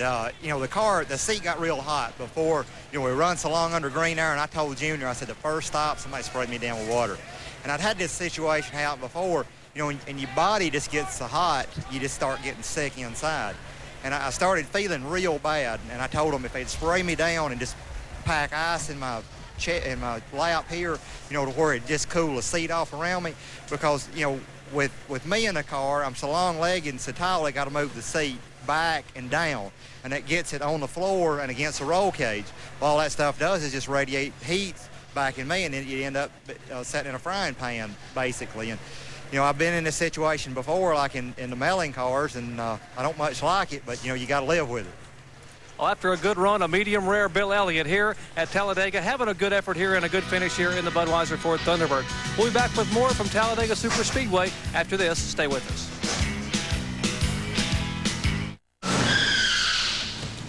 Hi. You know why Quaker State asked me to be their spokesman? Because I'm tough. Quaker State is tough. Tough on wear and tough on sludge. If you use Quaker State in your new car's engine, they'll guarantee it for 250,000 miles or 10 years. In writing, Quaker State is one tough motor oil. So naturally, they ask me because I'm tough. You don't think it's because they think I'm oily? Ford Trucks, the best never rest. People used to go out on Saturday night and leave their truck at home. Times have changed. Our 92 full-size pickup is still built Ford tough. But we designed it to be more stylish outside, more comfortable inside. Now, if anything gets left at home, it'll probably be their car. More people are driving the best-built, best-selling American trucks than ever before. Here we go again, guys. Wow, I feel good. Yeah, this guy really gets around. He's got the auto lights. American Orient Paul, we're guaranteed. I feel good. Yeah, 2 years, no matter how far he goes. That's why we've been everywhere. Vegas. I feel good. Yeah. Daytona. I would now. LA. Wherever we're going. The Super. Yeah. And we're not even tired.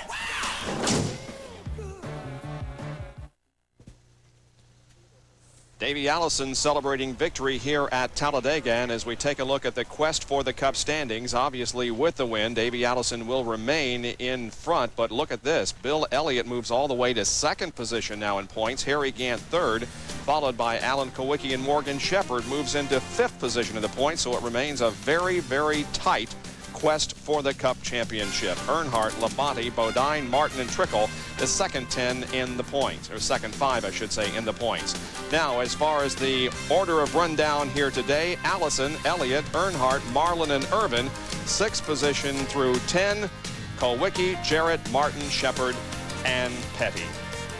Well, our next Winston Cup race will be on Sunday, June the 7th, live at 4 o'clock at Sonoma, California at Sears Point International Raceway, where the defending champion is the guy that won today, Davey Allison. Don't forget, Sunday night baseball tonight, the Pirates and Houston at 8 o'clock. For now, for Ned Jarrett, Benny Parsons, John Kernan, and Dr. Jerry Punch, this is Bob Jenkins. So long, everyone. Formula One is about athletes. 26 drivers from diverse backgrounds who share a dream of becoming world champion. It's about fans, millions of them across the globe. Most of all, Formula One is about racing. A contest of speed and daring, probing the limits of a driver's ability, testing the powers of the world's most exotic racing cars, and sometimes going beyond the edge.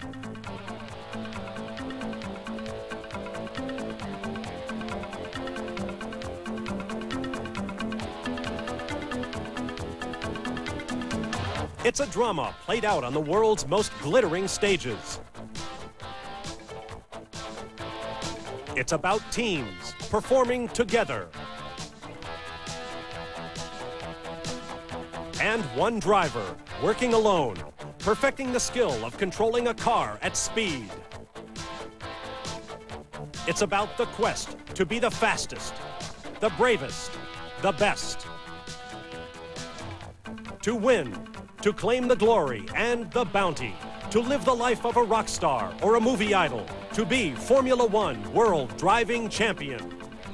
In 1965, two-time world champion Jimmy Clark, the Flying Scot, won the Grand Prix of Belgium, France, Great Britain, Holland, and Germany, 5 in a row. Today, the Lion of England, Nigel Mansell, has a chance to become the first driver since Clark to win 5 straight, and the first ever to make them the first 5 races of the season. Thus far, 1992 has been all Nigel Mansell, winning in South Africa, Mexico, Brazil, and Spain. Today, Mansell can write a page in the history books that is the consummate measure of his courage and skill. In his 4 previous victories, he has started from pole position at the wheel of the season's technical marvel, the Williams-Renault. Today, Nigel Mansell stands at the brink of history, starting from pole in the Grand Prix of San Marino.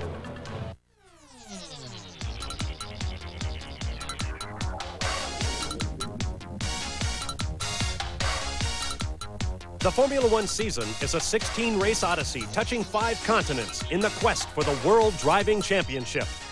Along the way, the contenders will race over 3,200 miles, travel nearly 100,000, spend more than $500 million, and be watched by more than 2 billion people.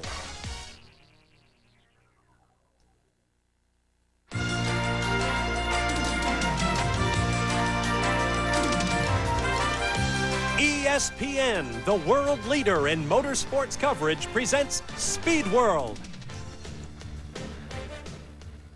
You're looking live at Imola, Italy, some 50 miles up the highway from the Republic of San Marino, just 23 miles square, too small to have its own racetrack, so they go to Italy, to the Autodromo Enzo and Dino Ferrari to run the Grand Prix of San Marino. 1/4 of the 1992 World Championship is now complete. We are on our 4th continent, and we have come to Imola for the spring race, an Italian Grand Prix competition. It is the Grand Prix of San Marino. Hello again, everyone. I'm Bob Varsha, along with David Hobbs. Welcome to the Grand Prix of San Marino. There's the man on the spot, Nigel Mansell, at 38 years of age, a 3-time runner-up for the World Championship. He has 4 straight poles and 4 straight victories coming in. Under enormous pressure, he now has a chance to make his own page in the history books, and he has the massive support of a crowd expected to be some 200,000 people. Mourning, perhaps, Italy's lost in the finals of the America's Cup competition yesterday, but they love their motor racing here, and we expect a great one this afternoon. With me once again, David Hobbs. David, tell us a little bit about this racetrack. Well, actually, it's a great racetrack to race on this, Bob. It's 3.12 miles long, so it's one of the longest in the circuit, and it has a tremendous range of corners. It has 18 turns, 5 of them are very slow, a couple of them are the fastest in Grand Prix. As we go down into the number 1 overtaking spot is the Tosa hairpin, approached at nearly 200 miles an hour, but that's where a lot of action is going to take place this afternoon in passing. Then we go to the Piratella, to the Acqua Minerale, and then we come up to what they call the Variante Alta, in other words, the high chicane. We've now risen about 300 feet. Very slow right-left chicane. Again, we're going to see some out-braking maneuvers here. Then we accelerate through there, downhill fast, through the Piratella, through the Razza, and down. This is another place where we're going to see some overtaking. We saw, in fact, Alan Prost spin off here on the warm-up a couple of years ago, if you remember, in the wet.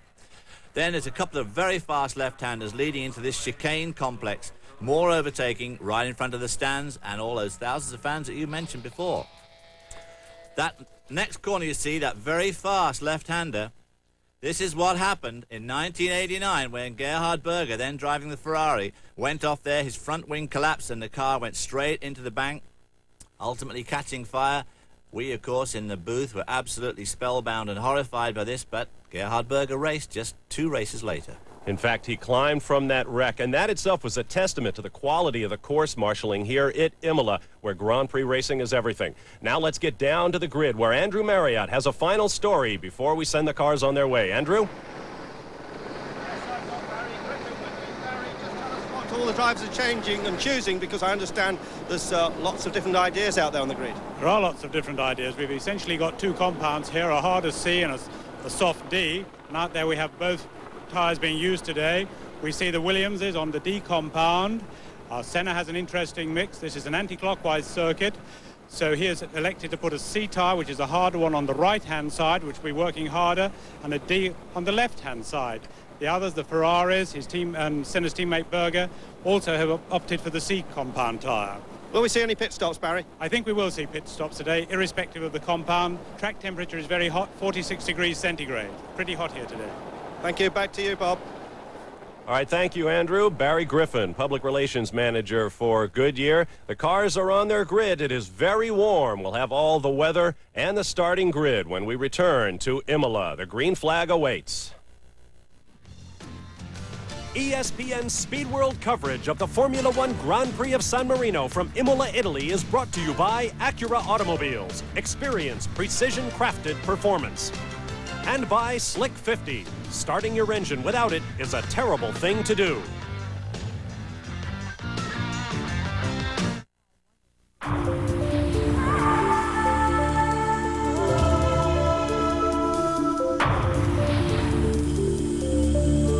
At Acura, we believe that a luxury sedan should appeal to a driver's appreciation of soft leather, fine wood, and beautiful stretches of asphalt. The Acura Legend sedan.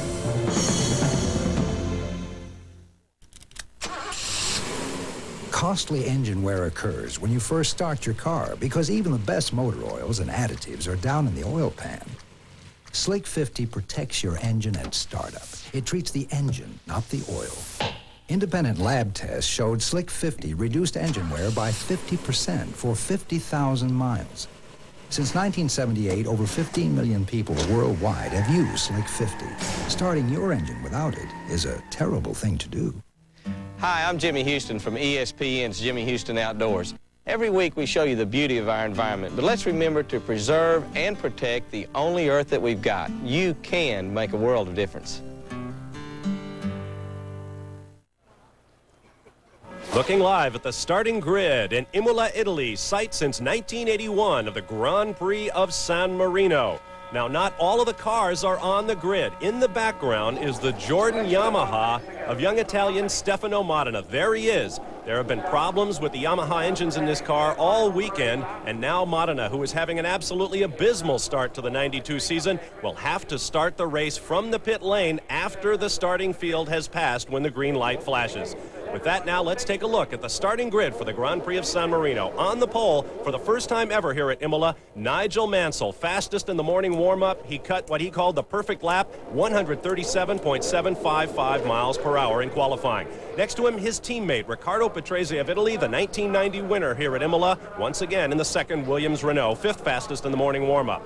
On row 2 will be Ayrton Senna of Brazil, all McLaren Honda on the second row. A 6-pole streak for the Brazilian has been broken here at Imola. He was fourth fastest in the warm-up. Next to him, Austrian Gerhard Berger in the second McLaren Honda, sixth fastest in the warm-up. On row 3 will be Michael Schumacher of Germany in the Benetton Ford, third fastest in the warm-up.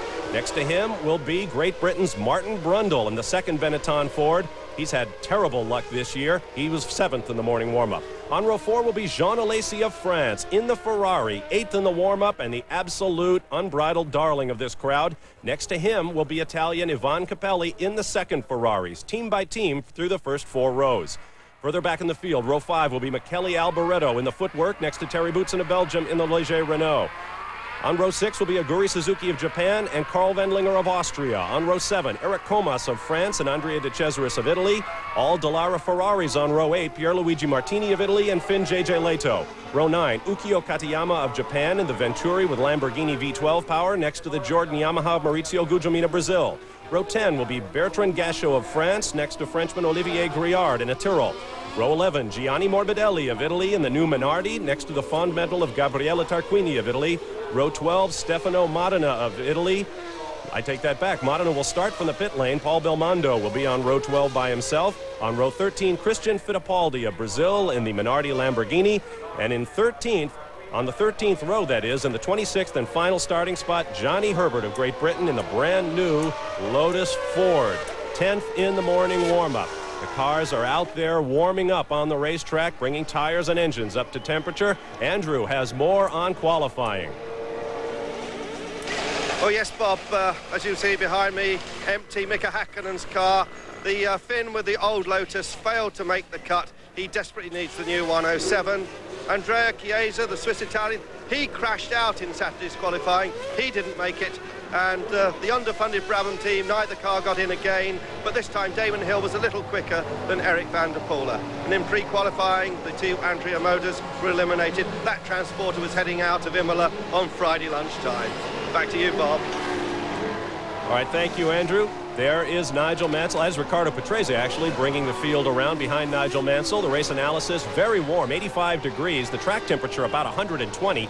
Sunny skies, no chance of rain. Just 200 feet above sea level here at Imola. Ayrton Senna, the defending champion. It looks like a good day down there in Italy because just not far from here is Rimini, one of the big Italian resorts. No doubt some of these guys will be going there afterwards for a couple of days R&R before they start testing it again. Thousands and thousands of miles of testing, especially for this team here, Williams and Patrese.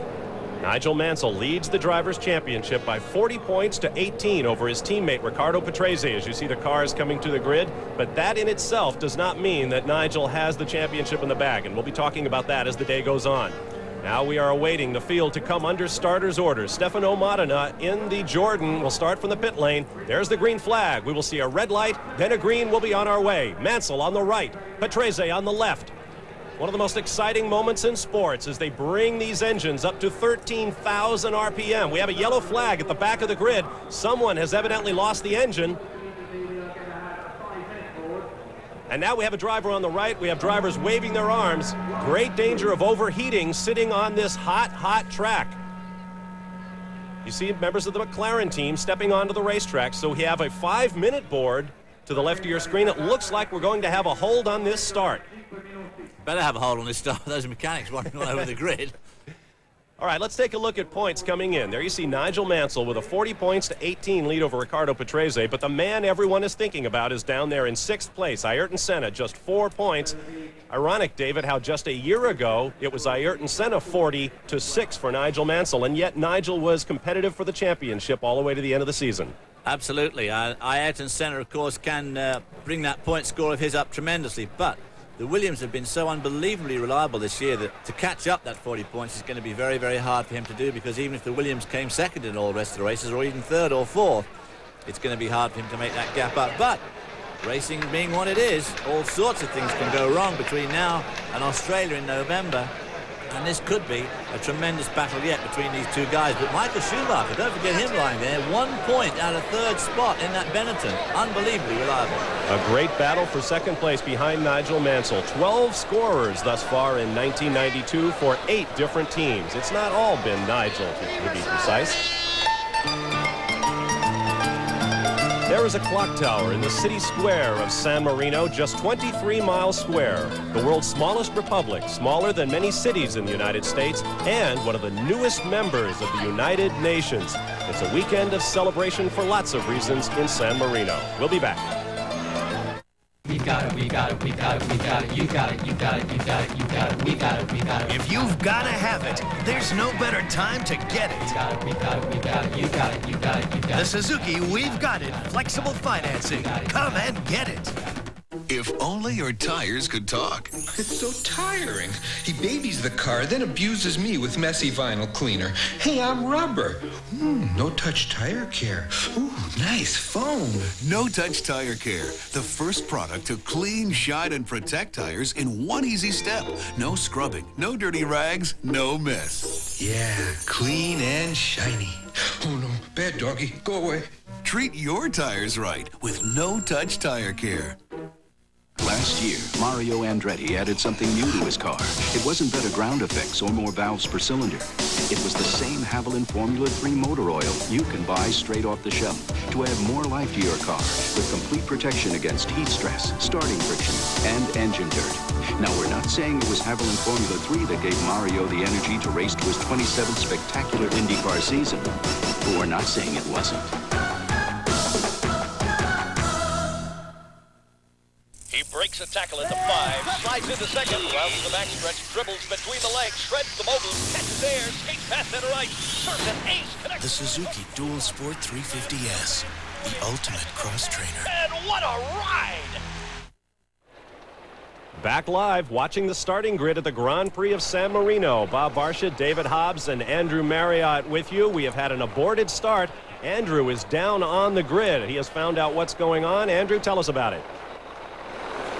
Yes, I've just spoken to Peter Waugh, who's the chief steward for this meeting. There will be one more reconnaissance lap, and the race, Bob, will be a lap shorter. We expect the race to start in about 3 minutes' time, but it will be a reconnaissance lap first. The problem, cars overheating on the grid. Still a few dramas. You see people rushing behind me there. But back to you, Bob. An exciting start, or not quite a start, here in Imola. An exciting non-start. I agree with you, Andrew. I imagine the next time we go around, David, the starter might be a little quicker on that button, and some of the drivers back in that pack might be tempted to take a run at the start. Well, they're always tempted to take a run at the start, and of course, the adrenaline flowing and the heart rate of these drivers as you come up to one of these standing starts is pretty awesome just on its own. To have to do it twice in the same afternoon is always leads to a lot of anticipation, shall we say, of the green light. It's been a very warm weekend in Imola. Located some 50 miles northwest of the Republic of San Marino, for which this race is named, about 20 miles southeast of the city of Bologna, and about a 3.5-hour drive from Milan, the nearest large city, and of course the site of the Italian Grand Prix in September. Italy, the only country in Formula One that has 2 races. Now, Bob, you can't say that Italy has 2 races because this is the San Marino Grand Prix. All right, David, so much for semantics. The car's rolling off for one more reconnaissance lap. We would like to talk a little bit, though, about a Formula One champion who was not here this weekend. Nelson Piquet, of course, who had a dream of competing at the Indy 500 and whose dream came apart so horribly last week when this happened. Let's go back to Indianapolis. Nelson Piquet says he loves the speed of Indianapolis. Last week, he suffered this terrible crash spinning out of the 4th turn, David. Well, we don't know what happened. It'd be just pure speculation. But, of course, he said that he liked the speed at Indianapolis, but he didn't like the walls much. And, of course, unfortunately, his worst fears came true there with that very high-speed spin, which caused tremendous damage to his legs. He was cut from the car, sent to the hospital with terrible foot injuries. We asked the drivers here for their thoughts. All I can say is I believe there's some fantastic drivers out there in America, and you know, I take my hat off to certainly a few of them for what they have already accomplished and what they do. Well, I think that it's a challenge, but it's quite different from what we do, and I think every discipline must have their own experience. So if I have to go to Indianapolis, probably have to start everything again, and I don't know if that is the case after so many years of Formula One. If you're successful in Formula One, you can also do well in Indy, and vice versa. There is no secret, no miracle. If you know how to drive a racing car, you change the characteristics of it, conditions, but if you know how to do it, you'll be doing one way or the other well in any place in the world. Well, obviously, the injuries suffered by Nelson Piquet have not affected the views of top Formula One drivers. No, but I think it's the last time that we'll see poor Nelson Piquet in a car, and it's such a shame. A 3-time world champion and such a successful driver should end his career in this sort of a way, doing something that maybe he should have just built up to a little bit more slowly. He was doing so well at the time. He was, in fact, running very, very fast during all those practices, up in the 228 range, which, of course, if he could have repeated on qualifying day, would have put him right at the front end of the grid there at Indy. Our thoughts go out to Nelson Piquet, and we should mention our thoughts are with the friends and family of Jovi Marcello, who died of injuries suffered in practice for the Indianapolis 500. Jovi Marcello, the 1991 Toyota Atlantic champion, the man who hoped to be the first driver of Philippine descent to start in the world's greatest race. Now this, of course, Bob, to go back to the race here at Imola, is what, of course, causes a lot of that overheating, this very slow approach to the grid. These cars rely on forced air going through the radiators to keep them cool. When you have a long, slow warm-up like this and the temperatures well up into the 90s, that's what, of course, can induce overheating. So I've no doubt they'll want to get on with the start pretty quickly. After we see this green flag at the back of the grid, expect the red light any second. The race distance has been reduced from 61 to 60 laps. We have a green light. Nigel Mansell on the right gets a great start. Riccardo Patrese slightly slow. Cars all over the racetrack and the grass. One of the Benettons puts a wheel off. A lot of shuffling around through the Tamburello there. This very long, very fast left-hand bend. That's Bertrand Gachot, I believe, in one of the Venturi LaRousse cars. What a terrible disappointment that would be for them. Those cars are Lamborghini powered, and the Lamborghini engines have been coming on very strong of late. Gachot had a huge crash in practice here at Imola some time ago, but he did get it going. Looks like he's got it going. Meanwhile, back up atop the hill. This is the Piratella. Another left-hander. Now, this is quite steeply downhill, and this is the Aqua Minerale, a very, very tight right-left chicane. Probably a bit too tight for the modern Formula One car. Now again, they're swooping uphill, up to the gearbox, coming up to the Variante Alta. This is where there might be some overtaking. This is another very sharp corner chicane. Terribly tough on transmissions and brakes and fuel consumption this track because of the a tremendous amount of acceleration required. But look at the way Nigel Mansell pulling away from the field again. Gerhard Berger down the inside of one of the Benettons. Yeah. I'll say, yeah.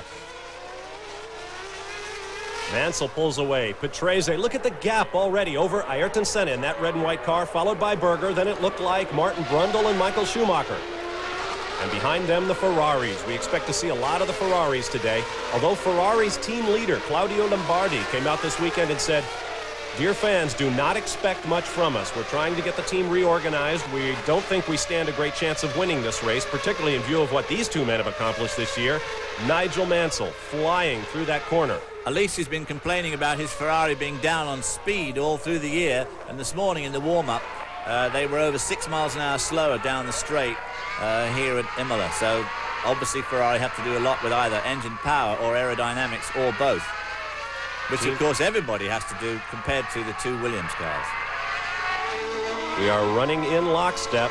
Williams-Renault's up front. Now you're on board with Michael Schumacher. In only his 11th Grand Prix, he has scored in 7 of the 10 he has run thus far. Absolutely phenomenal. But also the first time this year that his teammate Martin Brundle has led him in a race. So no doubt Martin Brundle will be trying to make the most of this. Let's hope that Brundle's luck holds just a little bit better this afternoon than it has been in the previous Grand Prix. He's had absolutely appalling luck.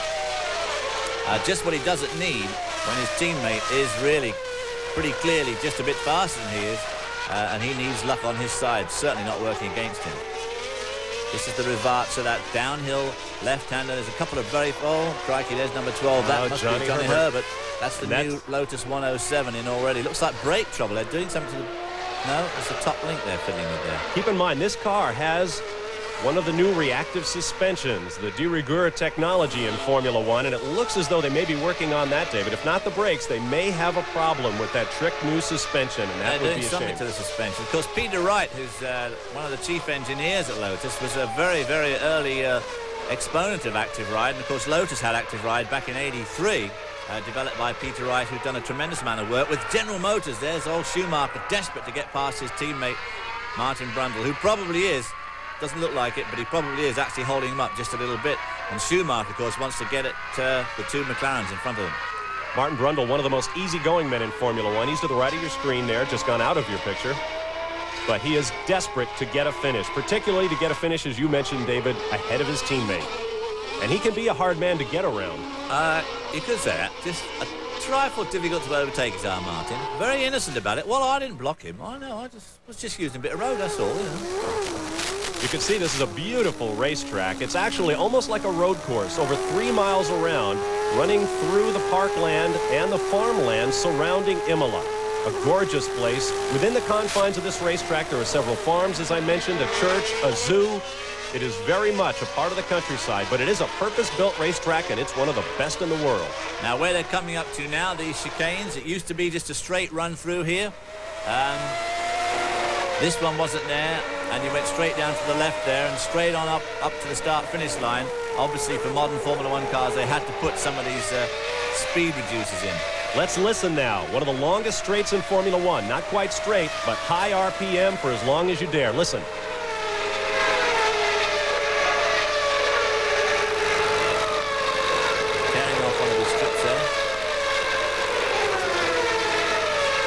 Through the Villeneuve corner, which used to be called Retifilo, but they named it for the late Gilles Villeneuve after a huge crash he suffered there in his Ferrari back around 1980.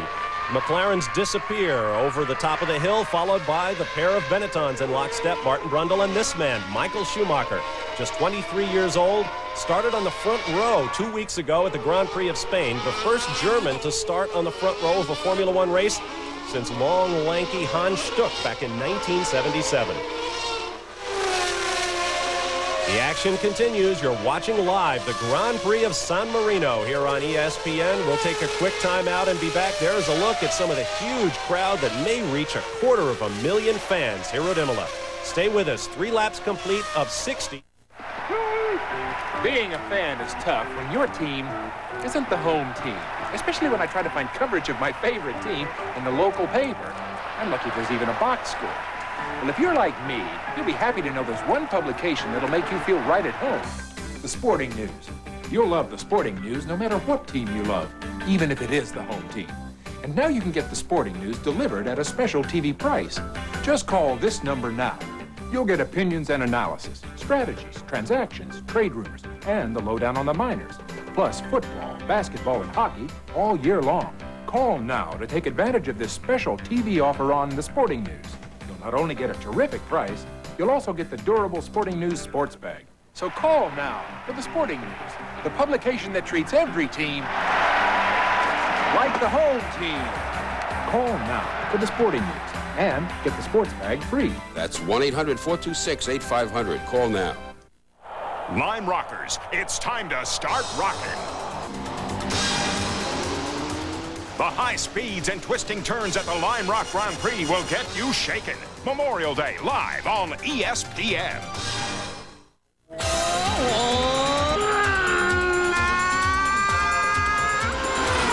ESPN keeps you up to speed with a special preview of the Indianapolis 500 Saturday night on ESPN. What a change a year makes. A year ago, there was rain in Imola, Italy. Today, there is bright sunshine, temperature about 85 degrees as the Grand Prix of San Marino goes down live here on ESPN. There are the Benetton teammates, Martin Brundle leading Michael Schumacher for the first time this year. Well, we did think that the Italian camera people here would spend a lot of time on the Ferraris, but of course they're choosing to spend their time on the national shopping chain of Benetton instead. So, which is good for us because it's probably the only, it's the best certainly race up near the sharp end of this field. The two Williams have absolutely disappeared into the distance at a great rate of knots. Impressive how these V8 engine cars are hanging on to the V12 Honda engine cars of the McLaren team, though. This new V8, they've got the new Series 8 V8 and revs to 13,500 RPM. Benetton's running 5th and 6th. Martin Brundle, there's one of the Ferraris. Probably Ivan Capelli. Can't see quite clearly. I think Martin Brundle has had a miraculous career. One of the team principals at Benetton, Tom Walkinshaw, the Scotsman who is such a power in worldwide motor racing. He and Brundle have been together for over 15 years. Brundle's career with Walkinshaw started when he wrote him a letter as a teenager saying he'd like to drive for him someday. Walkinshaw building his empire at that time, which now includes Formula One, sports cars, and touring cars, the European version of stock cars, took Brundle under his wing and was key in getting Brundle into the Benetton team. A lot of people thought Martin was past his prime. Gerhard Berger at the bottom of your screen, and the red and white McLaren runs 4th, then Martin Brundle, then this man, Michael Schumacher. And then it's Alesi and Capelli and the two Ferraris.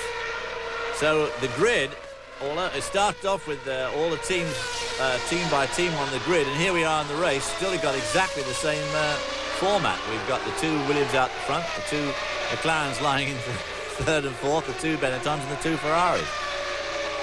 Team by team here at Imola. There is Nigel Mansell, Red 5 as he's known throughout the world, about to overtake, I believe that's the Lotus of Johnny Herbert, or is that Gasho in I think it's Wendling. LaRousse. It's one of the marches. It may be Herbert. We'll see in a moment. Meanwhile, Andrew Marriott is down in the pit. He's been looking into Johnny Herbert's story, finding out what's going on with that new Lotus. Let's get down to Andrew.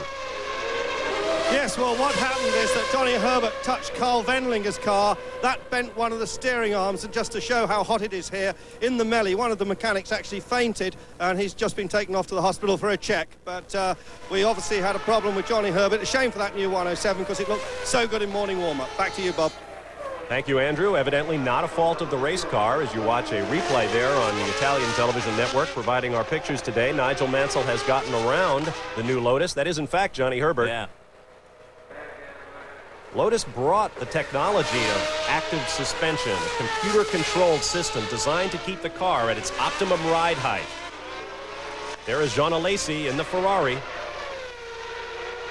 Tickets for this race run from $30 to $300. And there is the reason. Jean Alesi and then Ivan Capelli. We mentioned Brundle under some pressure. Brundle and his teammate Schumacher battling right there. Ivan Capelli, Alesi's teammate with Ferrari, is under a great deal of pressure too. There are rumors that he was going to be replaced by Nelson Piquet at Monaco in 2 weeks' time. That obviously will not happen because of Piquet's Indianapolis injuries. But Capelli is not in favor with the Italian press right now, and that's bad news at Ferrari. Schumacher looks like he's trying to set himself up for the pass here too. He got very close. See, old Martin made sure he didn't get through there.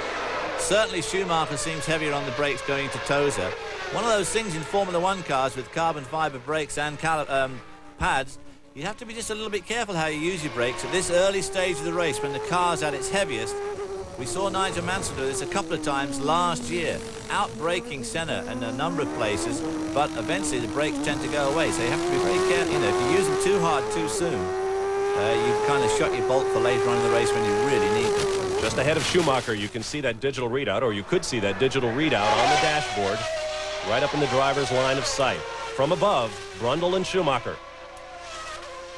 The other thing, too, is if you overdrive the car early on in the races when they're full of fuel again, it tends to knock the edge off the tyres too quickly. And if they do have to make a tyre stop, obviously you don't want to come in too soon while you've still got a lot of fuel left on board and the car is still heavy.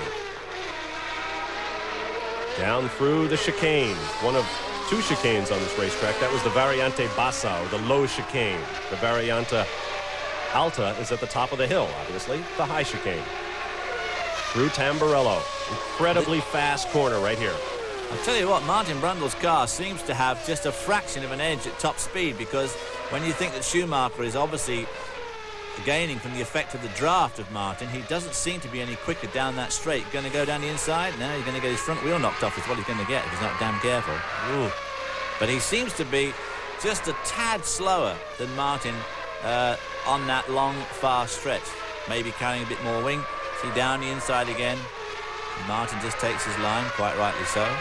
And those two need to be careful. We don't want them both knocking each other out of this race, which would be, to say the least, disastrous in front of this huge crowd. Up front, Nigel Mansell leads. We don't have access to electronic timing and scoring at the moment, so we can't run deep into the field. As you watch the battle between the Benettons continue with the Ferraris just behind. Just ahead of this battle is the fourth-place car. There he is in red and white. That is Gerhard Berger. Now, if Martin Brundle can pull up, it becomes a three-way fight for fourth place, and it could get really interesting. When you have two cars dicing like the two Benettons are dicing, very often they slow each other up, and I'm surprised that they're actually making ground on Berger. The Benetton battle continues through one of the chicanes in front of a huge crowd here at Imola. It is Mansell, Patrese, and Senna. There you see 6 through 10. 60 laps scheduled after that aborted start called for an extra reconnaissance lap.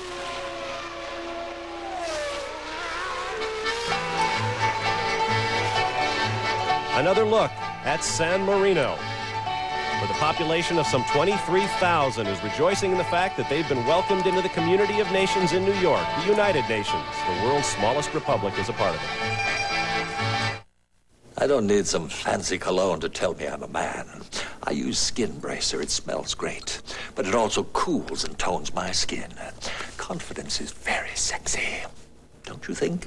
Skin Bracer Aftershave by Menon. He may be a Superman, but after 75 fastballs, even Nolan Ryan's muscles can ache.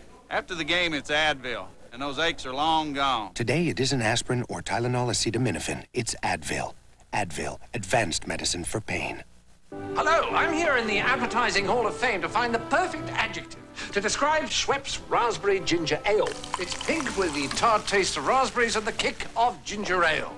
I've got exciting, revolutionary, unique, swell, flavorific.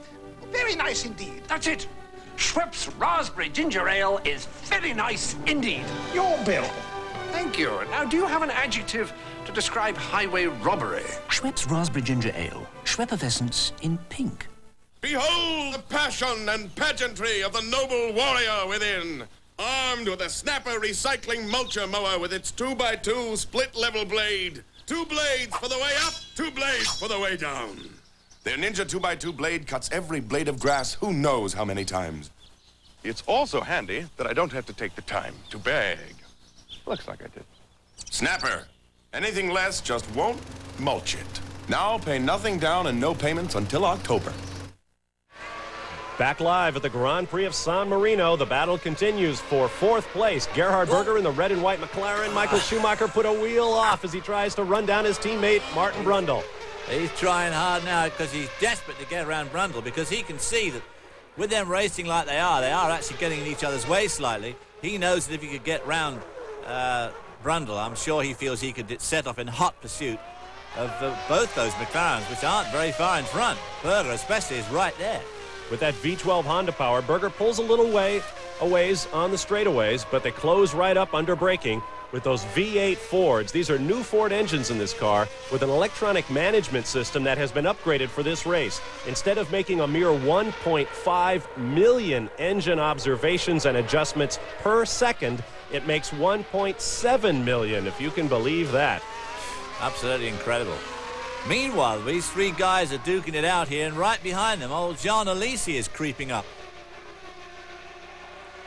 Andrew Marriott is down in the pits. Christian Fittipaldi has dropped out of this race. He's standing by now down in the pit lane with Andrew. Let's get down and find out what happened to the nephew of Emerson Fittipaldi. Well, actually, Bobby hasn't got to me yet, but I have just spoken to the team. You see, I'm in the Minardi pit, and Christian apparently has had gearbox trouble. He's radioed in to say he can't get any gears at all, so sadly, young Christian's out of this one.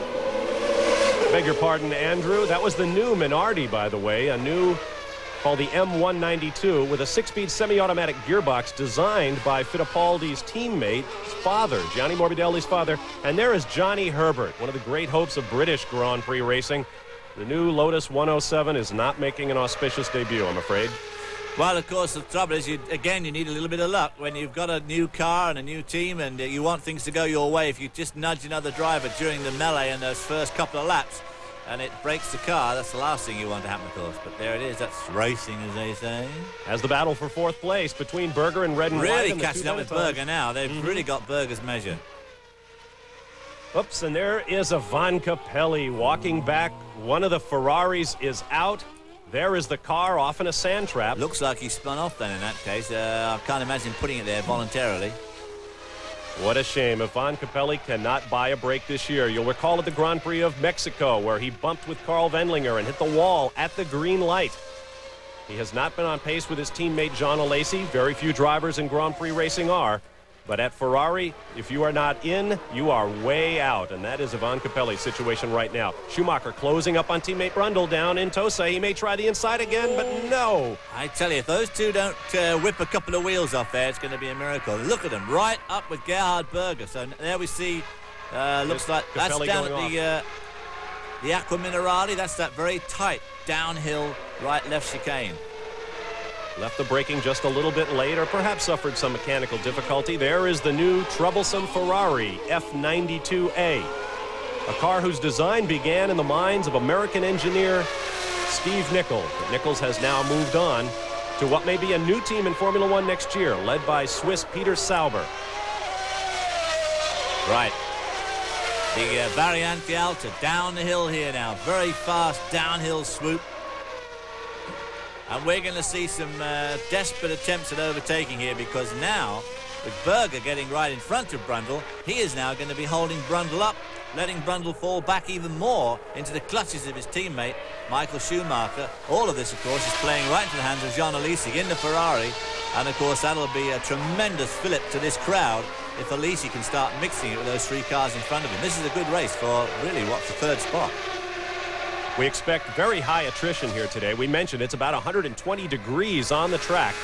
This is a very fast, very fuelish racetrack. Now, you see what I mean?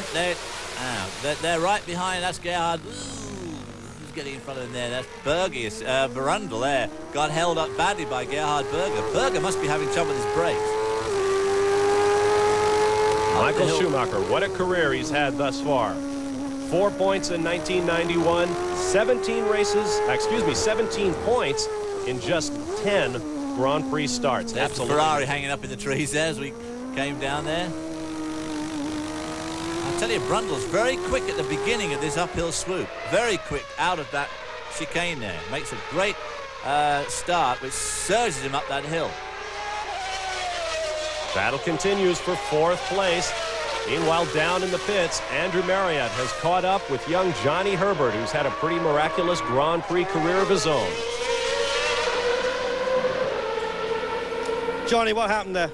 Well, eventually we had gear selection problems, and it stuck in third gear. But we haven't had much luck with it so far. And we had Wendlinger hit me at the start. It did all the tracking, it bent the track rod, so it all started bad. Would you say this new car's got lots of potential? It's got hell of a lot of potential.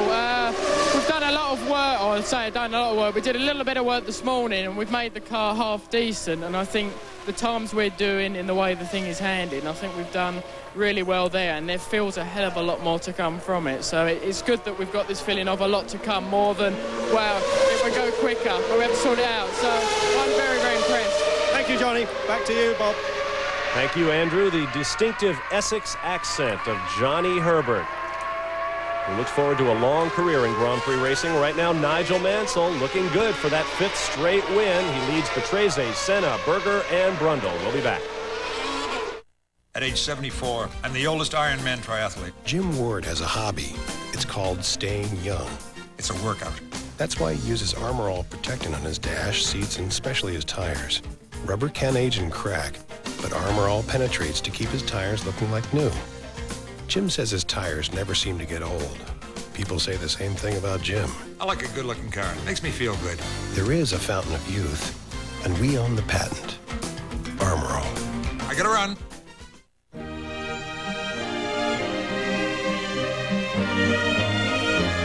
In the world of luxury automobiles, you expect aerodynamic styling.